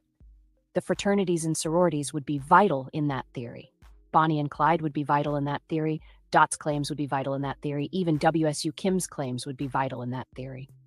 Your complete attention and investigating is following the trails that have been left behind, not some ledge with a ladder and burnt discoloration, alluding to it being blood. And yes, that ledge is more than likely gritty dirt that has been on that ledge forever. It's not blood, because it's not just near Xana's window, but it's also on the other side of the ledge, where there is no window. This tells me that the clown is not actually, investigating. They're being spoon-fed theories from pictures, photos, and other material given to them for examination. Instead of examining it first and drawing a conclusion about it in the lab, the clown just throws it out there as potential evidence or theory. Another reason why you don't get into the email parties, because individuals will pump up the noise, hoping the clown can perform their magic with the information they've been given. Then it becomes an addiction. Tons of photos, claims, speculation, so-called insider information take over your channel so much that you have to put out a disclaimer that you've been informed or notified about this or that before getting into that theory. You're a true crime commentator, at the least, no offense to the real ones out there. Because you're not a true crime investigator, no theory should be presented without the proper homework. Our mistakes, which we have, of course, are very subtle. And this is without digging into the TikToks, Reddits, Facebooks, all of the various sources of speculative elements. We do not make mistakes that compromise our theory in the investigation. And that's the problem with the clown. Too many theories randomly thrown out there. It compromises the investigative work they claim to do. And a real true crime investigator sticks to what's in front of them and then perhaps expand outwards to find possible answers. But the answers are right in front of us. We know this was rooted in drug trafficking. We know the housemates had stepped into deep water. We know the victims were the specific targets in the home. Bonnie and Clyde were the pushers in Moscow, and Bonnie's parents not only stayed near the victims, she apparently frequented that home, we assume for, quote, party products. And also, she was a DoorDash driver, and again, based on Dot's accounts, who stayed next door, claimed to have saw Bonnie and Clyde later that morning with Dylan. Although it has been so-called debunked, why would Dot make that up? why would Dot be, this is my question when it comes to Dot, why would Dot be able to talk on YouTube? Because if Dot's story was real, don't you think Ann Taylor would have her ass in a penthouse suite under lock and key to make sure that the star witness doesn't get compromised whatsoever so the star witness can testify? Hello. You just gotta think. There's no benefit for her. An investigator immediately focuses on the circle of peers, those associated with that circle, and of course the drug element. But if you're more like a parody of a true crime investigator, you'll always take a few steps forward, then many steps backwards in the progression of your investigation. An actual investigator has progression in their work. They find a clue or evidence, and they continue to build on that throughout their investigation. They don't deviate off that path, because now they may find something that seems relevant, which only leads to a dead end. And this is what the clown does. Presenting so many random things, the investigation they claim to be... Yeah, it's a guy, but I always say girl because they presented themselves as a girl, but then you find out it was a guy, and then, it's like, you know what I mean? So I always just cover both sides. I just cover both sides. Right, Kelly? You just cover both sides. Who knows? Performing I don't know. Doesn't have a linked chain. You tell me. Because the clown started to deviate from that link, which leads to no real center focus in the investigation. Some may say, well, chaos. The clown continues to put out content about the case, and you all have not produced anything breaking or revealing. Well, once again, referring back to the Kanika Jenkins case, we're done. That was covered up by Rosemont PD, Crown Plaza, the families, the friends, and also individuals in the J4K. Drug-related murders, housemates who survived, may have been complicit or involved. A man was framed to protect that drug trafficking organization that spans throughout that trio of states, being Washington, Oregon, and Idaho. That's why they threw that crashed white Hyundai Elantra out there discovered in Oregon, foreshadowing in my eyes. Kohberger was, well, you can say he was his own type of true crime investigator, snooping around, prying eyes, noticing slick drug transactions, and was a bit to himself. The lone wolf stands out more than a wolf pack. Moscow PD covered it up. The universities are protecting their financial interest, and a prosecution just self-destructing in the courtroom right before our eyes. Our investigation is complete. We've done a lot of heavy lifting. There's nothing left but a testimony revealing the truth. If you can't put all of this together and build on a theory, which the clown still hasn't provided, well, you might want to choose another field of interest. The clown often says, quote, I don't know, this is a guessing game. Or, this is someone else's fantasy. Translation, either I don't want to give my audience my theory about who is responsible for those murders and continue to kick the can down the road, generating revenue off of the case. Wait, let me touch on that. Many won't provide a solid theory, one that would gain a base consensus about, because it allows them to keep dragging their audience around, alluding to this, alluding to that, basically teasing their audience over the course of their so-called investigating. Look at our progression. Almost immediately, we knew Kohberger was being framed.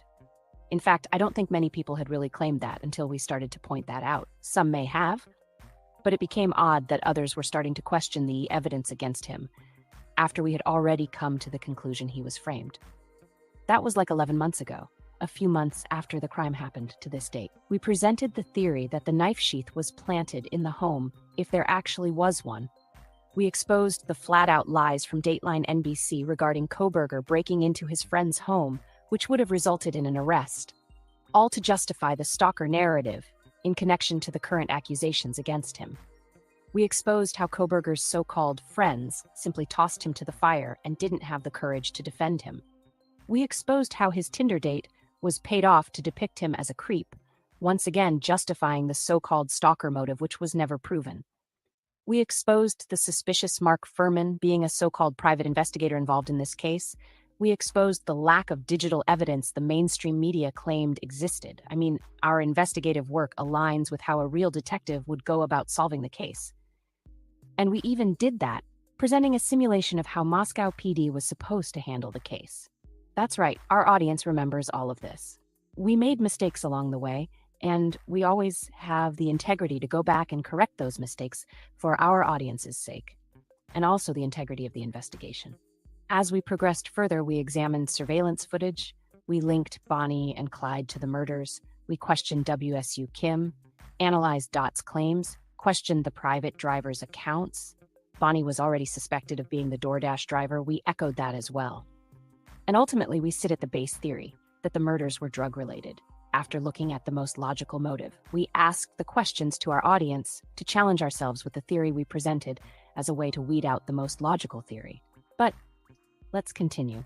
Translation: either I don't want to give my audience my theory about who is responsible for those murders, or I simply don't have the slightest clue of who would be responsible. I think you would agree that it's the first option. Yet the clown claims they fear for their safety, and presenting content could lead to them being, quote, unalived. Dramatic much? Well, it is a circus, and circuses are nothing but scripted performances. And calling your supporters a cult is also alarming. A cult is not depicted as positive in any way.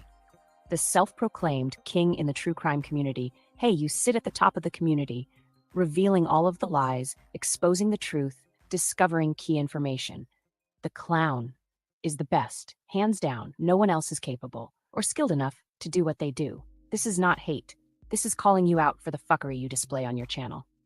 And to be honest, we used to acknowledge the clown, as their intentions did seem genuine, and they pointed out key issues in the case. But as the saying goes, I guess with a pun, the paint will eventually wear off. You are the reason those victims will get the justice they deserve. Seems more concerned on making the audience laugh, in my opinion. What do you expect from a clown? Or to be honest, disinfo agent. Now that's a boom. There is a little pocket many have embedded themselves in, obtaining financial gain and covering murder cases. Yep, I said it, and it needed to be said. If it seems like this has gone on too long, well, it needed to. The clown stole from us, and you do realize that this would not only be one's intellectual property, but also an insult to the work ethic you have in an investigation. It's a slap in the face to that content creator and shows their true colors. We're not true crime investigators. We don't carry that title and never have. We focus on the truth and the lies that are placed in front of it. There are no genuine communities on YouTube. Never assume that. You have genuine people, and you have deceptive people. We don't censor words such as murder, death, or kill. It's almost like a, get this, a cult. Oh, they were unalived. They were passed away. Hey, no, they were murdered. Stop with the politically... Some of us have to. Some of us have to. Correct bullshit. Because it's not genuine anyway, coming from snakes. Yeah, I'm a bit pissed off because the clown... It's being respectful. It's being respectful of people, that's all. I'm not going to sit there and say these words constantly. I mean, hey, look at this. You got 5.6 thousand views. You know what I'm saying? You ain't worried. You ain't worried about, those commercials from Pizza Hut and Domino's. We used to be a show, let's be honest. We used to be a show that would get the ShamWow commercials. Because you know what I mean? We would get the ShamWow. Then it's like, okay, CJ, you got, we still don't, the toilet paper money, it is what it is. But damn, the Domino's, hey, you need the Domino's, You need the Domino's. So sometimes some of us have to do it. It is what it is. It is what it is. Yeah, ShamWow. We used to be just ShamWow. That was all the commercials that would play on my show. Now we got Pizza Hut and Hawaii resorts and all sorts of shit. Clown's actions opened up a can of maggots. It draws attention to all of the true crime impersonators. They know who they are, we don't, but we know they're out there. Monetizing your channel after latching onto a case where 4 college students were murdered. That should piss many people off, right? No, I thought so. Just highlighted. Clinging to a high-profile case, so-called investigating and racking in the YouTube bucks in the process. The J4K had tons of them, having damn near 24-hour streams, just yapping on and on without going anywhere. Like a clock on the wall, always moving, but never going anywhere. Going in circles, just racking up those hours viewed, generating financial gain from a fucking tragedy. The same with the Idaho murders investigation. Ask yourself, how many people were monetized before covering high-profile cases? Eureka. We've struck gold, they would say to themselves, and ran with it ever since. Not sure how many will take this, but when you are investigating a high-profile case such as this one, if you are exposing a lot, you're not showing your face, and you definitely aren't monetizing that content. Also, you won't be having email parties with individuals about the case. This is why we had to differentiate between true crime investigators and true crime commentators. And that's why we differentiate when it comes to that as well, because there's been plenty of channels that we would promote and highlight. And when it's not about the peace, positivity, and progress, and it's not about community, it's not about justice and truth for the victims and families, when it's about the clicks, that's when we differentiate and we disassociate. Because just like I said earlier this evening, the energy that you allow yourself to surround, you automatically absorb some of that energy, whether you want to or not.